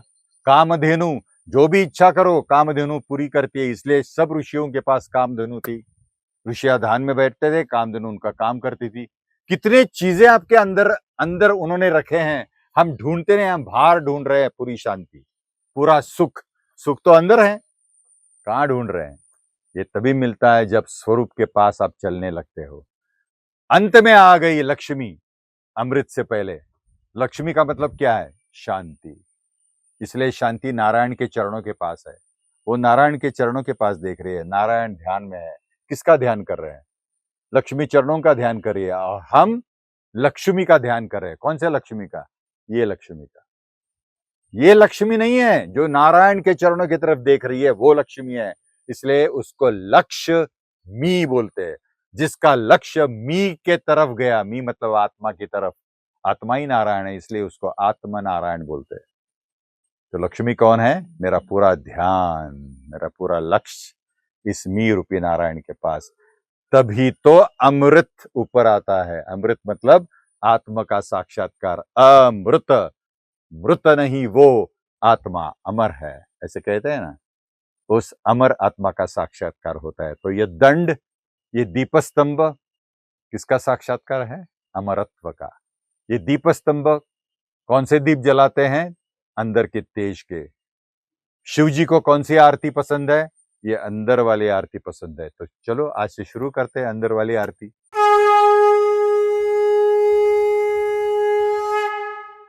अभी हमने इस स्तंभ को जान लिया जो हमारी रीढ़ की हड्डी है, लेकिन हमारी रीढ़ की हड्डी के ऊपर अपना चेहरा होता है। वो जो चेहरा दिखाई दे रहा है ना आपको, वो पुरुष का भी है और स्त्री का भी है। देखने के बाद आपको पता चलेगा अरे ये पुरुष का चेहरा है, स्त्री का। कभी पुरुष लगता है, कभी स्त्री लगता है, क्योंकि पुरुष और स्त्री दोनों की रीढ़ की हड्डी एक होती है, कुछ फर्क नहीं होता। इसलिए स्त्री और पुरुष का साक्षात्कार भी एक ही है। लेकिन उसमें एक खूबी है, आप उनकी आंख नजदीक से देखिए। ये जो दो आंखें हैं ना, ये पत्ती जैसे दिखते हैं, बेल की पत्ती। देखिए, बेल की पत्ती दो, और ये ज्ञान चक्षु तीसरी पत्ती, और डंडी जो रहती है वो आपका नाक है ना। देखिए बेल है कि नहीं बेल? तो ये अर्पण करना पड़ता है। वो जो बेल हम हरा बेल अर्पित करते हैं ना, वो सिर्फ एक सिंबल है। वो अर्पित करते समय आप अपनी ये दो नजरें है ना, मतलब दो आंखें, नजर एक है, दो आंखें, उसमें जो भी कुछ देखते हो उसमें शिव जी दिखनी चाहिए। आप जो भी सोचते हो ज्ञान चक्षु, उसमें शिव जी की सोच चाहिए, बाकी कुछ सोच नहीं। और आप जो सोहम ले रहे हो ना, उसमें से भी सोहम शिव जी आ रहे हैं, शिव जी जा रहे हैं। कहाँ दूसरी जगह? यही तो आ रहे हैं, यही तो जा रहे हैं। ये पूरा बेल बनता है। जो देख रहा हूं इस आंखों से वो भी शिव जी है, जो सोच रहा हूं वो भी शिव जी है, और जो ले रहा हूं वो भी शिव जी है। ऐसा खुद को अर्पण करना है, वो बेल शिव जी को पसंद है। ये कल्कि कार्य का महाद्वार है। कलयुग का स्वामी कल्कि है, तो कल्कि 10वां अवतार है, तो 9 अवतार तो पहले आने चाहिए ना कमान पे। उन्होंने जो जो कुछ किया है, 9 बार इस पृथ्वी को, इस अवनी को तारा है, मतलब तारणहार बन चुके हैं वो, तो उनकी याद तो रखनी चाहिए, इसलिए रखा है। आप थोड़ा सा ऊपर जाएंगे ये समझने के बाद, तो यहाँ पे कितने हैं? 5, और जो 10वां है ना वो ऊपर है। तलवार दिख रही है आपको? वो कल्कि की तलवार है, कल्कि का कार्य है। और तलवार के नीचे क्या है? शिवपिंडी, शिवपिंडी शिवलिंग, वो तो आपका आत्म तत्व है। तो वो आपके मन का अज्ञान खंडन करके आपको आत्म तत्व की तरफ ले जाएगा और खुद का प्रकाश दिखाएगा। वो खुद का प्रकाश, ऊपर जो एक लोलक दिखाई दे रहा है आपको, एक हीरा जैसा, वो परावर्तित किरणें, ये सब परमेश्वर की किरणें आपके अंदर से बाद में बाहर निकलेगी। और ये हर एक का कार्य है। तो कल की कार्य सिर्फ मेरा नहीं है, कोई कल की आने वाला नहीं है, हम सब मिलके कल की कार्य करने वाले हैं। और वो कार्य आत्मा का कार्य है। जो तुम में है वो मुझ में है, जो मुझ में है वो तुम में है। इसका राज्य होना चाहिए, हम सब का राज होना चाहिए, किसी एक का नहीं। यही तो कल की कार्य है। आइए इस तरफ बाकी के 6 अवतार देखते हैं, 5 अवतार। आइए, वहां हमने देखा कल की कार्य और महापुण्य भूमि शिवराय क्षेत्र। इस भूमि की एक पुण्याई है, इसलिए ये शिवराय क्षेत्र है।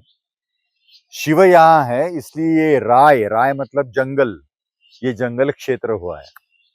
नहीं तो इसका पहला नाम था राय शेत। शेत मतलब खेती, जंगल में जो खेती है वो राय शेत। लेकिन अभी शिवजी है यहाँ पे, तो वो शिवराय क्षेत्र बना है। लोग आते हैं, बहुत लोग आते हैं इस क्षेत्र को, क्या देखने के लिए? ये महाद्वार देखने के लिए, वो स्वरूप मंदिर देखने के लिए। ये महाद्वार उस स्वरूप मंदिर का असली महाद्वार है। यहाँ पे कल्कि महाद्वार आ जाएगा बड़ा, और लोग यहाँ से अंदर जाएंगे, वहां से नहीं, जो मैंने दिखाया वो अलग महाद्वार है। अभी कल्कि क्या है आपको पता है? शायद नहीं पता है, तो मैं बताता हूँ आपको। हमारे भारतीय संस्कृति में दशावतार है, मत्स्य, कूर्म, वराह, वामन, है ना, परशुराम, राम, कृष्ण, बाद में बौद्ध। बुद्ध अवतार नहीं है, बौद्ध अवतार। मैं कृपया बहुत विनम्रता से कहना चाहता हूं, ये बौद्ध अवतार है, और बौद्ध के बाद कल्कि है। तो ये कल्कि क्या है? इस कलयुग का स्वामी है। तो कल्कि कौन है जो मुझे दिखाया है? वो आपने अगर कल्कि का चित्र देखा होगा, तो कल्कि का चित्र कैसा है? भगवान घोड़े पर सवार होके आ रहे हैं, सफेद घोड़ा है, नीले रंग के वस्त्र हैं, हाथ में तलवार है, और जो घोड़ा भाग रहा है ना, उसके घोड़े के जो खुर रहते हैं नीचे वाले, वहां से अग्नि आ रहा है, ऐसे वो आ रहे हैं। तो आप थोड़ा सा सोचिए इस कलयुग में, जिसको आधुनिक युग बोलते हैं, मिसाइल्स का युग बोलते हैं, एक बटन दबाए तो मिसाइल वहां से वहां जाता है, उद्ध्वस्त कर देता है, वहां भगवान घोड़े पे आएगा और मिसाइल का जो मुकाबला है वो तलवार से करेगा। अगर नारायण आ रहा है तो नारायण के हाथ में सुदर्शन चक्र चाहिए, तलवार क्यों है? इस युग में जो वॉर जिस तरीके से चल रहा है उससे तलवार क्या करेगा? तो ये सारे प्रतीक कौन से हैं? घोड़ा है हम सब लोगों का मन, जो सफेद रखना चाहिए, स्वच्छ, उस पे वे सवार हैं, उस पर सवार होके वो आ रहे हैं अपने हाथ में ज्ञान का खड्ग लेके। वो ज्ञान की तलवार है, हमारे सब लोगों का अज्ञान वो दूर करेंगे उस तलवार से, उस शस्त्र से, और बताएंगे आपकी जो जीवन की राह है वो अग्नि जैसी होनी चाहिए जिसमें सब कुछ पवित्र हो जाता है। आप जब यज्ञ करते हो तो यज्ञ में आहुति देते हो, क्यों? हर एक आहुति, हर एक मंत्र शुद्ध होकर वहां पे पहुंचता है। तो आपका जीवन का जो राह है, आपकी जीवन की जो राह है, वो सब अग्नि जैसी होनी चाहिए, आप शुद्ध होने चाहिए। और अग्नि क्या है? आपका आत्मा। तो हर एक का आत्मा मन पर सवार होके आ रहा है, ज्ञान का शस्त्र लेके, अंदर का अज्ञान दूर करने के लिए। और जब आपका ये आत्मा आपके मन पर सवार होकर आ जाएगा तो आप ही कल की हो। ये कल की है, वो कल की है, सब कल की है। कल की कोई अकेला नहीं आएगा, हम जो राह देख रहे हैं कल की आएगा सब कुछ ठीक करेगा, नहीं, हमारे अंदर कल की है, जागो, उसको जगाओ, अब खुद कल की हो। और जब सारे कल की इकट्ठा हो जाएंगे तो विराट कल की का स्वरूप आ जाएगा और पूरी धरती संभालेगा। संभालने वाले कौन है? आप है, वो नहीं। कल की कौन है? आप सब है, वो नहीं। कोई आने वाला नहीं है, अंदर बैठा, उसको जाग दो, कल की स्वयं प्रकट हो गए। समझ गए? ये द्वार है। तो अभी अभी हमको ये बाजू समझ लेनी चाहिए। वहां के चार तो हमने देखे, मत्स्य, कुर्म, वराह, नरसिंह तो देखे। अभी आ गए यहाँ पे वामन जी। ये देखिए, ये वामन अवतार है। ये छाता, ये चरण, जिससे उन्होंने बाली के सिर पे चरण रखा था और पाताल लोक में भेज दिया था, ये वाला सिंबल है। ये जो है ना परशु, ये परशुराम का है, ये प्रभु राम जी का है। ये सुदर्शन चक्र और ये बांसुरी, ये किशन भगवान की है। और नौवा बौद्ध अवतार, मुझे जो ज्ञान दिया है शिव जी से, बड़ी विनम्रता से कहना चाहता हूं कि बौद्ध अवतार वो है जिस युग में सारे संतों ने बौद्ध अवस्था प्राप्त की और उससे सूचित किया कि 10वां आने वाला है, वहां पे ध्यान दो।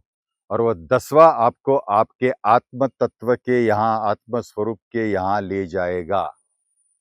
इसकी हिंट उन्होंने दी है, वो है सब बौद्ध अवतार वाले, मतलब नारायण जो हमारे यहाँ पे स्थित है, आत्म नारायण, उसको दिखाने वाले सारे संत। इसलिए बौद्ध अवतार जो कटिबद्ध है, जो कटिबद्ध है सबका कल्याण करने के लिए, वो बौद्ध अवतार है विट्ठल। इसलिए सारे संतों ने विट्ठल का सुमिरन बताया है। और ये विट्ठल जो नारायण चैतन्य था, श्री कृष्ण जी का, जो अपना बाण लगने के बाद, पैर को बाण लगने के बाद उन्होंने अपना देह वहां पे विसर्जित किया और चलते हुए अपने क्षीर सागर के लिए, तब उनको एक नारायण नारायण नारायण करके जब सुनाई दे दिया तो रुके, तो वहां पे पुंडलिक जी खड़े थे और पुंडलिक जी उनका सुमिरन कर रहे थे, और सुमिरन करते करते बाप की और माता जी की और पिताजी की सेवा कर रहे थे। तो नाम जप सुन के नारायण ने उनको पुकार दी, अरे मैं आया हूं। तो उन्होंने एक ईंट फेंकी और कहा कि मैं माता पिता की सेवा कर रहा हूं, तब तक आप वहां पे रहो। और बाद में पुंडलिक गए ही नहीं। पुंडलिक ने बताया कि इतनी देर आप खड़े हो मेरे लिए, वैसे भक्तों के लिए भी खड़े हो जाओ। तो 28 युग, ऐसा कहा जाता है, युगे 28 विटेवरी उभा, ऐसे महाराष्ट्र में कहा है। युगे 28 युग हो गए, फिर भी वो विट्ठल खड़ा है उसी ईंट पे, सारों का उद्धार करने के लिए। लेकिन वो उद्धार कब होता है? जब आप अपने स्व में पहुंचते हैं। इसलिए विट्ठल को कहां पे दिखाया है? ये देखिए, स, ये व, स्व। इस व में जो एक खालीपन है, पोखली, हॉलोनेस, चित्त, उसमें विट्ठल जी खड़े हैं।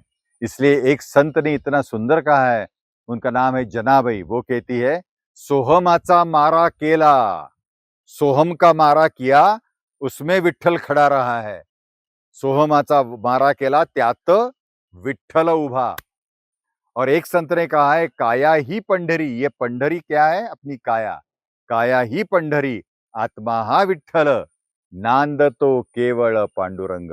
विट्ठल के परे जो एक है तत्व, वो है पांडुरंग। पांडुरंग का मतलब है धवल रंग, जो मैंने वहां पे दिखाया आपको। वो पांडुरंग से परे है।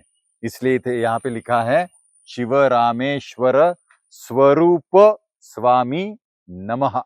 और ये जो हॉलोनेस है, जहां पे आत्मनारायण बैठा है ना, वो सभी धर्मों में बैठा है, सभी धर्मों के लोगों के अंदर बैठा है। इसलिए यहाँ पे सब धर्म के चिन्ह है। आइए दिखाता हूं। पहले वाला जो ऊपर वाला है वो जैन धर्म का है, दूसरा जो है वो पारसी अग्नि, और तीसरा धर्म जो है वो मुसलमानों का इस्लाम धर्म। इसमें वही चित्त है और उसी चित्त में वही आत्मा बैठा है। आत्मा में फर्क नहीं है। उस तरफ आइए। यहाँ पे पहले वाला है बौद्ध धर्म, दूसरा है सिखों का धर्म, और तीसरा यहाँ पे है क्रिश्चियन धर्म। इसमें भी आत्मा एक ही है, फर्क कुछ भी नहीं है। सभी धर्म एक सांस पे चल रहे हैं। सांस किसी के लिए अलग नहीं है, उसका प्राणवायु अलग है, इस धर्म का प्राणवायु अलग है, ऐसा कुछ नहीं है। तो समझ लेना चाहिए, हर एक का स्वरूप एक है और स्वरूप ही सत्य धर्म है। ये जो स्वरूप मंदिर का निर्माण हुआ है ना, उसके पीछे बहुत बड़ा कारण है, जो एक्चुअल में घटा है, घटित हुआ है मेरी जिंदगी में। एक दिन मैं मेरे कमरे में सोया था, बहुत गरीब था मैं उस वक्त। मैं कुछ भी करता था तो सारा नुकसान में जाता था। कसौटी थी मेरी, गुरु ने और उस शिवजी ने ली हुई कसौटी, हर एक चीज नुकसान में। पता नहीं चल रहा था मैं क्या करूं। सोया था मैं, इतने में एक घटना ऐसी घटी, मेरे कमरे में जो भूमि है ना, उस भूमि से दो देवी के हाथ आ गए। एक्चुअल में मुझे नींद नहीं आ रही थी, आंखें खुल गई तो दो हाथ आ गए, पूरे तेजस्वी हाथ देवी के। औरा था हर एक हाथ को, सारे कंगन भरे हुए, वो भी तेजस्वी। और उन दोनों हाथों ने मुझे गले लगाया, पलंग से उठाया, अपनी गोदी में लिया जमीन पर, और मुझे आवाज आई, आज मैं तृप्त हो गई। और उसी आनंद में मैं, जैसे माँ की गोदी में बच्चा सोता है, वैसे सोने का आनंद ले रहा था। कुछ अलग एहसास था। ऐसे 2:30 बजे से सुबह 6:30 बजे तक होता था मैं मेरी माँ की गोदी में। ये वाली माँ नहीं, वो वाली माँ। दूसरे दिन, दूसरे रात को वही एक्सपीरियंस। हाथ आते थे देवी के, उठाते थे, मुझे गोदी में लेते थे, आज मैं तृप्त हो गई। ऐसे 8 दिन हो गया। 8 दिन में 2:30 बजे से 6:30 बजे तक उस हाथ के, क्या कहूं मैं, प्यार में आप कुछ भी कह सकते हैं। गहरी नींद नहीं, एक ब्रह्मानंद की एक अनुभूति थी वो। मैं सोता था उसमें। 8वें दिन मेरे बीवी ने मुझे पूछा, आप नीचे जाके क्यों सोते हो, कारण क्या है? आप कंटाल गए मुझे। मैंने कहा वैसा नहीं है, लेकिन कलयुग में कोई विश्वास नहीं रखेगा जो अभी मुझे मेरे बारे में हो रहा है, घटित हो रहा है। आप बोलिए तो सही। मैंने कहा ऐसे ऐसे दो देवी के हाथ आते हैं, बहुत तेजस्वी है, मुझे गले लगाते हैं और कहते हैं कि आज मैं तृप्त हो गई। ये किसके हाथ है? तब मेरे बीवी ने तुरंत कहा, उनको एक अतीन्द्रिय शक्ति थी, उन्होंने तुरंत कहा, आपकी जमीन आपको बुला रही है। मेरी जमीन? हमारी तो जमीन नहीं है। पिताजी ने कभी हमें एहसास करवाया नहीं है कि हमारी जमीन है। नहीं, आप पूछ लीजिए पिताजी को। मैं पिताजी के पास गया, पिताजी पेपर पढ़ रहे थे। मैंने पिताजी से पूछा कि बाबा हमारी जमीन है? बाबा ने पेपर बाजू में रखा और बोला कि तुझे आज क्यों पूछ रहा है तू ये? मैंने कहा कि ऐसे ऐसे ऐसे ऐसे मेरे बारे में हो रहा है, आपकी जमीन है? बाबा ने कहा हाँ, हमारी 7 एकड़ की जमीन है। कहाँ है मुझे पता नहीं, चाचा देखता है, तेरा चाचा देखता है। मेरे बाबा की सारी जमीनें चाचा देखते थे, तो वो ये जमीन है। बाद में हम यहाँ पे आ गए इस जंगल से, और जंगल से मैं यहाँ आने के बाद यहाँ मैंने देखा तो जितना ये मंदिर है ना, उतनी बाम्बी थी, एंट हिल, इतने इतने इतने बड़े एंट हिल यहाँ पे थे सारे। और उस बाम्बी से वो दो हाथ आ गए देवी के ऊपर। 11:30 बजे थे, दोनों हाथ में सारे अलंकार, वो मैंने देखा, फूट फूट के रोया, दौड़ता आया, उनको गले लगाया उन हाथों को। हाथों ने फिर वापस मुझे ले लिया और वही शब्द, आज मैं तृप्त हो गई, मैं रो रहा हूं। काका ने मैंने उठाया, क्यों रो रहा है? मैंने कहा ऐसे ऐसे हो गया, ऐसे ऐसे जो होता था वो यहीं पे दिखाई दिया मुझे। तो काका ने मुझे बोला, हम सब लोगों की 565 एकड़ की जमीन थी, उसकी मुख्य केंद्रात्मक भूमि जमीन ये है, यहां नारियल रख के हम सारी जमीनें को हल चलाते थे। तो ये जमीन थी वो, और इस जमीन पे मंदिर बांधने का संकल्प अंदर से आ गया और आवाज आई, यहां पे तुझे स्वरूप मंदिर बांधना है। तो मैंने मेरे गुरु को बताया, ऐसा ऐसा हो गया। गुरु ने मुझे कहा, स्वरूप मंदिर बांधते समय सिर्फ तेरे कुलाचार का मंदिर मत बांध, पूरे विश्व कुलाचार का मंदिर बांध। विश्व कुलाचार का मंदिर क्या है? पूरे विश्व का कुल यहां पे आना चाहिए, और आत्मधर्म विश्व शांति केंद्र स्वरूप मंदिर को जानना चाहिए। इसलिए आपने देखा होगा महाद्वार पे क्या लिखा है, आत्मधर्म विश्व शांति केंद्र स्वरूप मंदिर शिवराय क्षेत्र। तो इस मंदिर का निर्माण होने के लिए वो 2 हाथ कारणीभूत है। किसके? शक्ति के, जिसने मुझे गोद में लिया और यहां तक लाया। नहीं तो मुझे मालूम नहीं पड़ता था हमारी जमीन है, ऐसी ऐसी जमीन है, और स्वरूप मंदिर हमें निर्माण करना है, हमें, मुझे नहीं, शक्ति को, मुझे और स्वयं शिव को। तो यहां आया मैंने 5 लोगों को बुलाए, चलो मंदिर बांधते हैं। गांव के 5 लोग थे, 5 लोग आ गए। उनके नाम आप जानोगे तो आप भी हंसोगे, आपको आश्चर्य लगेगा। जो मुखिया था उन चारों का, उनका नाम था नारायण। एक औरत, एक मर्द, उनका नाम था विष्णु लक्ष्मी, और दूसरे का नाम था महादेव पार्वती। नारायण, विष्णु लक्ष्मी, महादेव पार्वती, इन 5 जनों ने ये मंदिर, मतलब ये नहीं, पुराने वाला मंदिर खड़ा किया। बाद में 2013 साल को यह मंदिर खड़ा हो गया, जो मैंने 2 बच्चों को हाथ के नीचे, मतलब एज अ सबॉर्डिनेट असिस्टेंट लेके, उनको कुछ नहीं आता था बांधकाम के बारे में, उनको लिया मैंने, अनपढ़ लोगों को, और ईंट ईंट शिवजी के संदेश के सूचना के अनुसार खड़े करे, करते करते करते ये मंदिर बनवाया है उन्होंने मुझसे। मुझे इंजीनियरिंग का तो कुछ नहीं आता, इसको इंजीनियरिंग नहीं है, कोई आर्किटेक्ट नहीं है, कुछ भी नहीं है। ये बांधने के लिए हम यहाँ पे आए, नारियल रखा और प्रार्थना की कि हे देवा, हे स्वयं शिवा, आपके सूचना के मुताबिक हमें यहाँ पे मंदिर निर्माण करने के लिए इकट्ठा हुए, आप हमसे बनवा लो।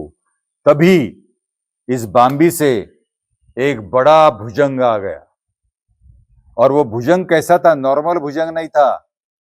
ये जो मेरा पैर है ना, उतना जाड़ा था, पूरे चॉकलेटी कलर का, और उसको यहां पे दाढ़ी थी, उसके शरीर को इतने बड़े बाल थे, यहां सिर के ऊपर बाल थे। ऐसा भला नाग यहां पे आ गए जिसको भुजंग बोलते हैं, और उसने फुस नहीं किया।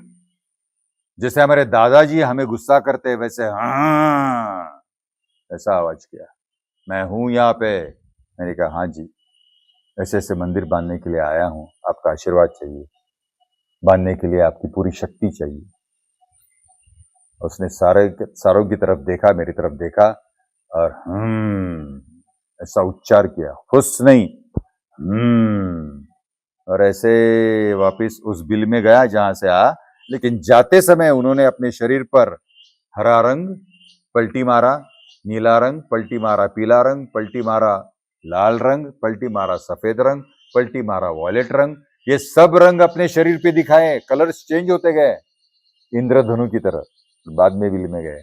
इसलिए ये जो यहाँ के स्टेप्स है ना, वहां जो कलर दिए हैं, सारे ग म प ध नि, ये इंद्रधनु के कलर नहीं है, एक अच्छे कलर देने हैं इसलिए नहीं दिए हैं, वो उनकी याद के कलर है, वो याद आने चाहिए, क्योंकि ये भूमि उनकी है, इसलिए वो कलर्स वहां पे दिए हैं। तो ये मेरी इच्छा नहीं है मंदिर बनाने की, ये स्वयं शिव की इच्छा है, जो यहाँ पे प्रकट हुए हैं और प्रकट होकर हमें आशीर्वाद देके चले गए हैं, एक विश्व मंदिर, विश्व शांति के लिए निर्माण करने के लिए। तो जरूर आइएगा, देखिएगा, राह देख रहा हूं उस शांति का, उस दिन का जब पूरे विश्व में शांति आ जाएगी, और ये हम सब मिलके कर सकते हैं, मैं अकेला कुछ नहीं कर सकता। ये जो स्थान आप देख रहे हैं ना, ये महत्वपूर्ण स्थान है, बिल्कुल महत्वपूर्ण स्थान है। ये आपको बिल्कुल ऋषि जैसी शिला दिखेगी। देखिए, नजदीक से देखिए, ऋषि जैसी। ये मुझे कैसे मिले, यहाँ कैसे आए, ये कौन है, मैं आपको आश्रम में बताता हूँ। आइए। हुआ ये कि मैं पिताजी के पास गया, मैंने जो बताया कि मुझे अपनी जमीन है क्या, तो पिताजी ने कहा हाँ चलो जाते हैं, ये जमीन मिल गई, बाकी हिस्ट्री तो मैंने आपको बताई। तो एक दिन क्या हुआ, मेरे पिताजी की एक बात जो पिताजी ने कही थी उसकी याद आ गई। वो क्या थी, जब हम जमीन देखने के लिए आए ना, तो पिताजी ने मुझे बताया कि अरे थोड़ा 1-2 मिनट रुक, एक बात तुझे बोलनी है। पिताजी मुझे घर वापस ले गए और उन्होंने मुझे बताया, जब तू 6 बरस का था, मैं 6 बरस का था, मतलब कितने इयर्स बैक, अभी मेरा 68 इयर्स एज है, तो 62 इयर्स बैक की कहानी बता रहा हूं। मेरे पिताजी ने मुझे बताया कि जब तू 6 बरस का था, तब मुझे एक फाइनेंशियल क्राइसिस आया था। मेरे लेबर्स को पेमेंट देने के लिए मुझे 10,000 की जरूरत थी, मेरे पास 10,000 नहीं थे। 62 इयर्स के बैक के 10,000, मतलब आप सोचिए, पैसे नहीं थे। तो उन्होंने मेरे चाचा को बोला कि ये जमीन जो है ना मेरी 7 एकड़ की, वो बेच दे। तो चाचा ने वो जमीन 7,000 की 10,000 को बेच दी और मेरे पिताजी को 10,000 रुपए लाके दे दिए, ये तेरे 10,000, अब तेरी ये जमीन नहीं है। मेरे पिताजी बहुत खुश रहे, कल पेमेंट करना है।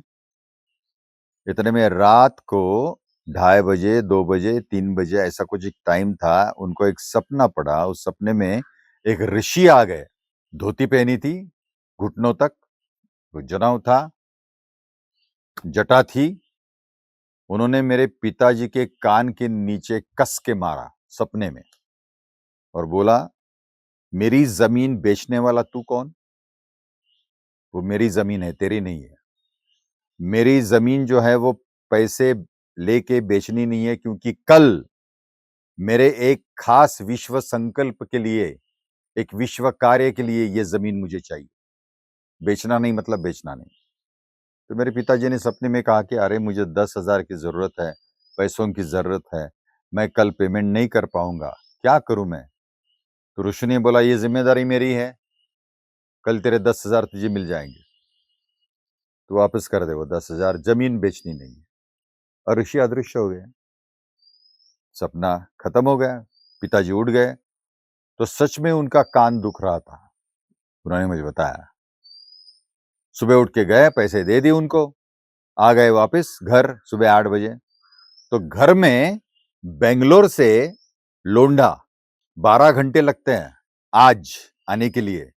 उस वक्त कल 2 बजे बैठे ना, तो आज 8 बजे पहुंचते थे सुबह। मतलब कितने घंटे हो गए? 8 और 8 16 घंटे, 16 घंटा प्रवास करना पड़ता था।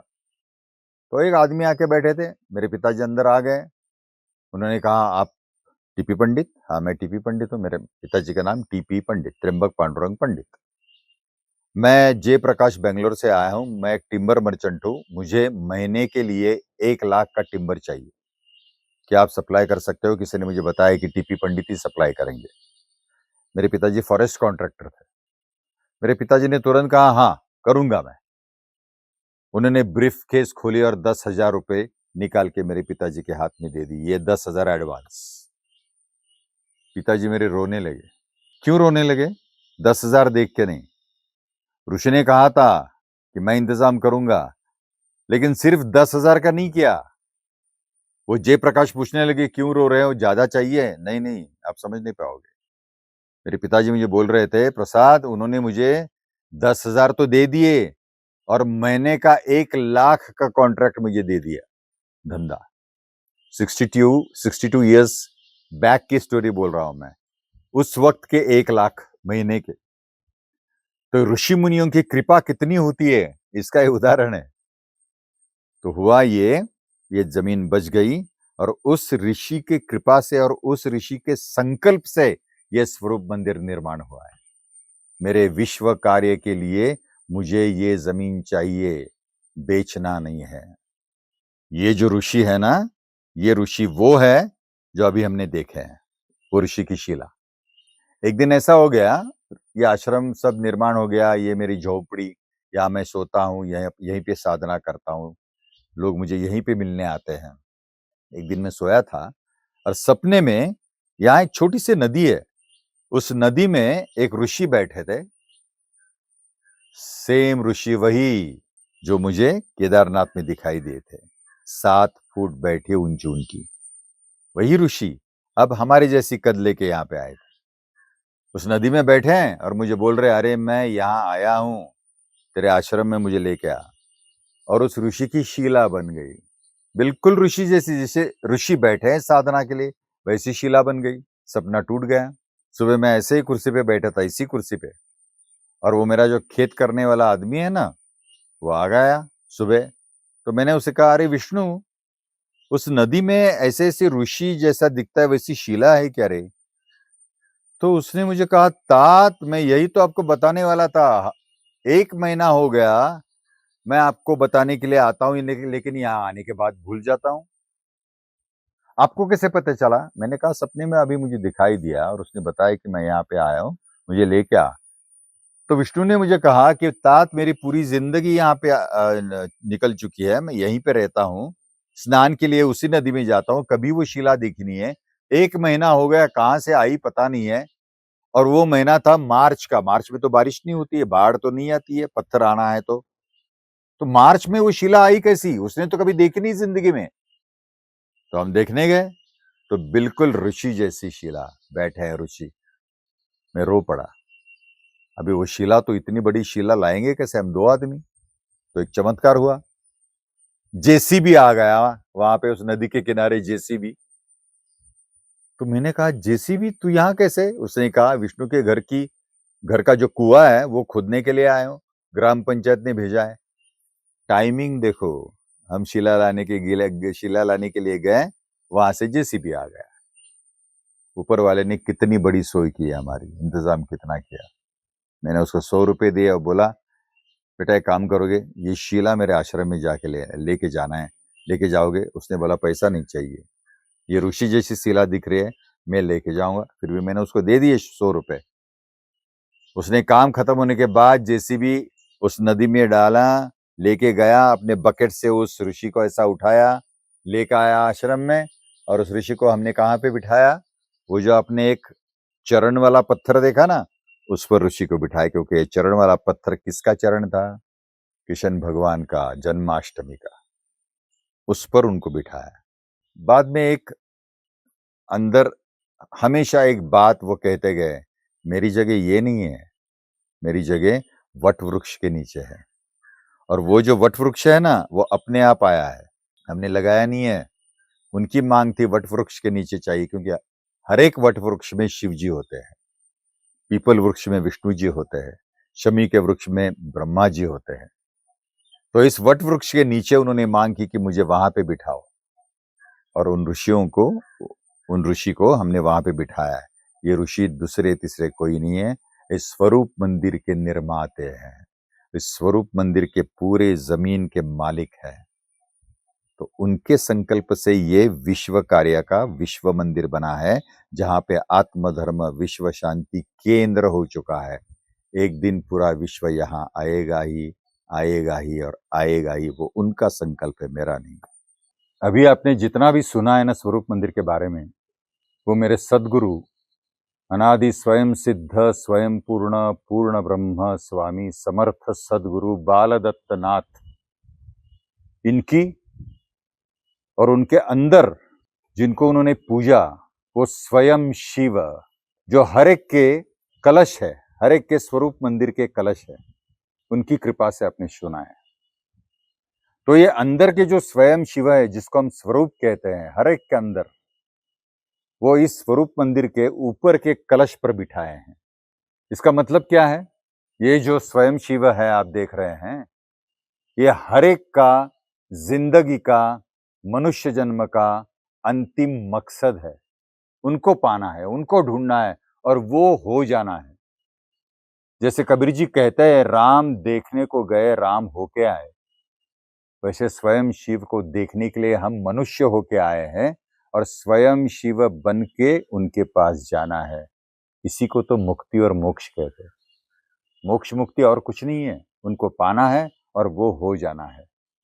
वो कैसे हो जाना है, इसका डेमोन्स्ट्रेटिव मंदिर उन्होंने, जो कलश पे बैठे हैं ना, उन्होंने इस स्वरूप मंदिर के जरिए मुझसे तैयार करवाया है। मैंने नहीं किया है। उन्होंने बारीक बारीक बारीक जितनी भी सूचनाएं दी वो मुझसे करवाई है। मैं इंजीनियर नहीं हूं। मैंने गांव के 2 छोटे बच्चे लिए, उनकी मदद से ईंट ईंट ईंट रख के ये मंदिर और ये पूरा माहौल खड़ा किया है। ये आपके स्वरूप का दर्शन है और ये स्वरूप का दर्शन हमें हमारे पुरखों ने भी दिया है। उनको कहते हैं सप्त ब्रह्मर्षि। ये उनके सबसे चहीते, उनके मतलब स्वयं शिव के सबसे चहीते ऋषि हैं, जिनको ब्रह्मर्षि कहते हैं। और ब्रह्मर्षि का मतलब है जिन्होंने ब्रह्म जाना, वो जिन्होंने ब्रह्म को अपनाया, वो, और वो जो स्वयं ब्रह्म हो गए वो। इसलिए ब्रह्म जानेति ब्राह्मणा कहते हैं। सिर्फ मैं ब्राह्मण हूं कहने से कुछ नहीं होता। जिसने ब्रह्म जाना, ब्रह्म जान के ब्रह्म हो गए और ब्रह्म होके ब्रह्म जी गए, वही ब्राह्मण है। तो ऐसा ब्राह्मणत्व हर एक के अंदर है, सिर्फ ब्राह्मणों के अंदर नहीं है, हर एक के अंदर है। तो अपने अंदर का ये जो आत्म धन है, ये जो ब्रह्म है, ये जो स्वयं शिव है, इनको पाना है। इसलिए मैं बड़ी विनम्रता से शिव जी को प्रार्थना करता हूं कि आपका जो कल की कार्य है, उसके लिए हर एक के अंदर जो आपका कल की बैठा है, उसको जगा दो। मेरी विनती है, हर एक यहाँ पे आ जाओ, खुद को पहचानाओ और अंदर का कल की जगाओ हमारे विश्व में। मैं फिर से कह रहा हूं, हमारे विश्व में, हम सब के विश्व में शांति ही शांति है और विश्व शांति ही हमारा धर्म है। इस मंदिर की एक खासियत है, ये पूरा मंदिर जो है ना, अंडे जैसा दिखता है। और ये मंदिर, ये अंडा, ये ब्रह्मा अंडा जिसपे खड़ा है ना, निर्माण हुआ है, ये पृथ्वी है। ये जो हरी दिखती है आपको, ये देखो, ये पृथ्वी है पूरी। पृथ्वी के बाद में सागर है। तो सागर और पृथ्वी को पकड़ के ये वासुकी जी ने अपना गोल पूंछ ऐसी बिछाई है और ऊपर खड़े रह गए हैं। तो ये जो है ना, ये शून्य है। सारी पृथ्वी, सारा सागर पकड़ के आपको शून्य बनना है। तो पृथ्वी और सागर आपके अंदर है। अभी आप शून्य बन चुके हैं और आपको आपके अंडे का दर्शन हो रहा है। तो ये हमेशा पानी यहाँ पे रहता है, पानी मतलब सागर, और ये भूमि है। इस भूमि पर ये एक ही स्वरूप मंदिर है। इसलिए शिवजी ने मुझे बताया कि इस पृथ्वी पर तेरा एक ही स्वरूप मंदिर रहेगा, इसलिए यहाँ पे पृथ्वी कर दे और पृथ्वी के बाजू में सागर करा दे। दूसरा स्वरूप मंदिर आपको नहीं मिलेगा इस तरह का। इसलिए ये देखने के लिए आए। ये सब जो हैं, ये दिल्ली से आए हैं, वीरेंद्र जी, उनकी बहन प्रभा जी, ये शंकर जी हैं, ये शंकर जी, ये सोनम जी, जिन्होंने ये पॉडकास्ट बनवाया है। ये पॉडकास्ट देख के सब लोग इतने प्रभावित हुए हैं कि सब लोग अभी ये स्वरूप मंदिर देखने के लिए आ रहे हैं। वैसे प्रभावित होके उन्होंने ये सोचा कि अभी तीसरा पॉडकास्ट जो करना है वो आपके स्वरूप मंदिर पे करना है। इसलिए ये स्वरूप मंदिर का पॉडकास्ट बन रहा है। ये इन सब लोगों की कृपा है, इनकी मेहनत है। तो आप भी जरूर आइए, आपका स्वागत है।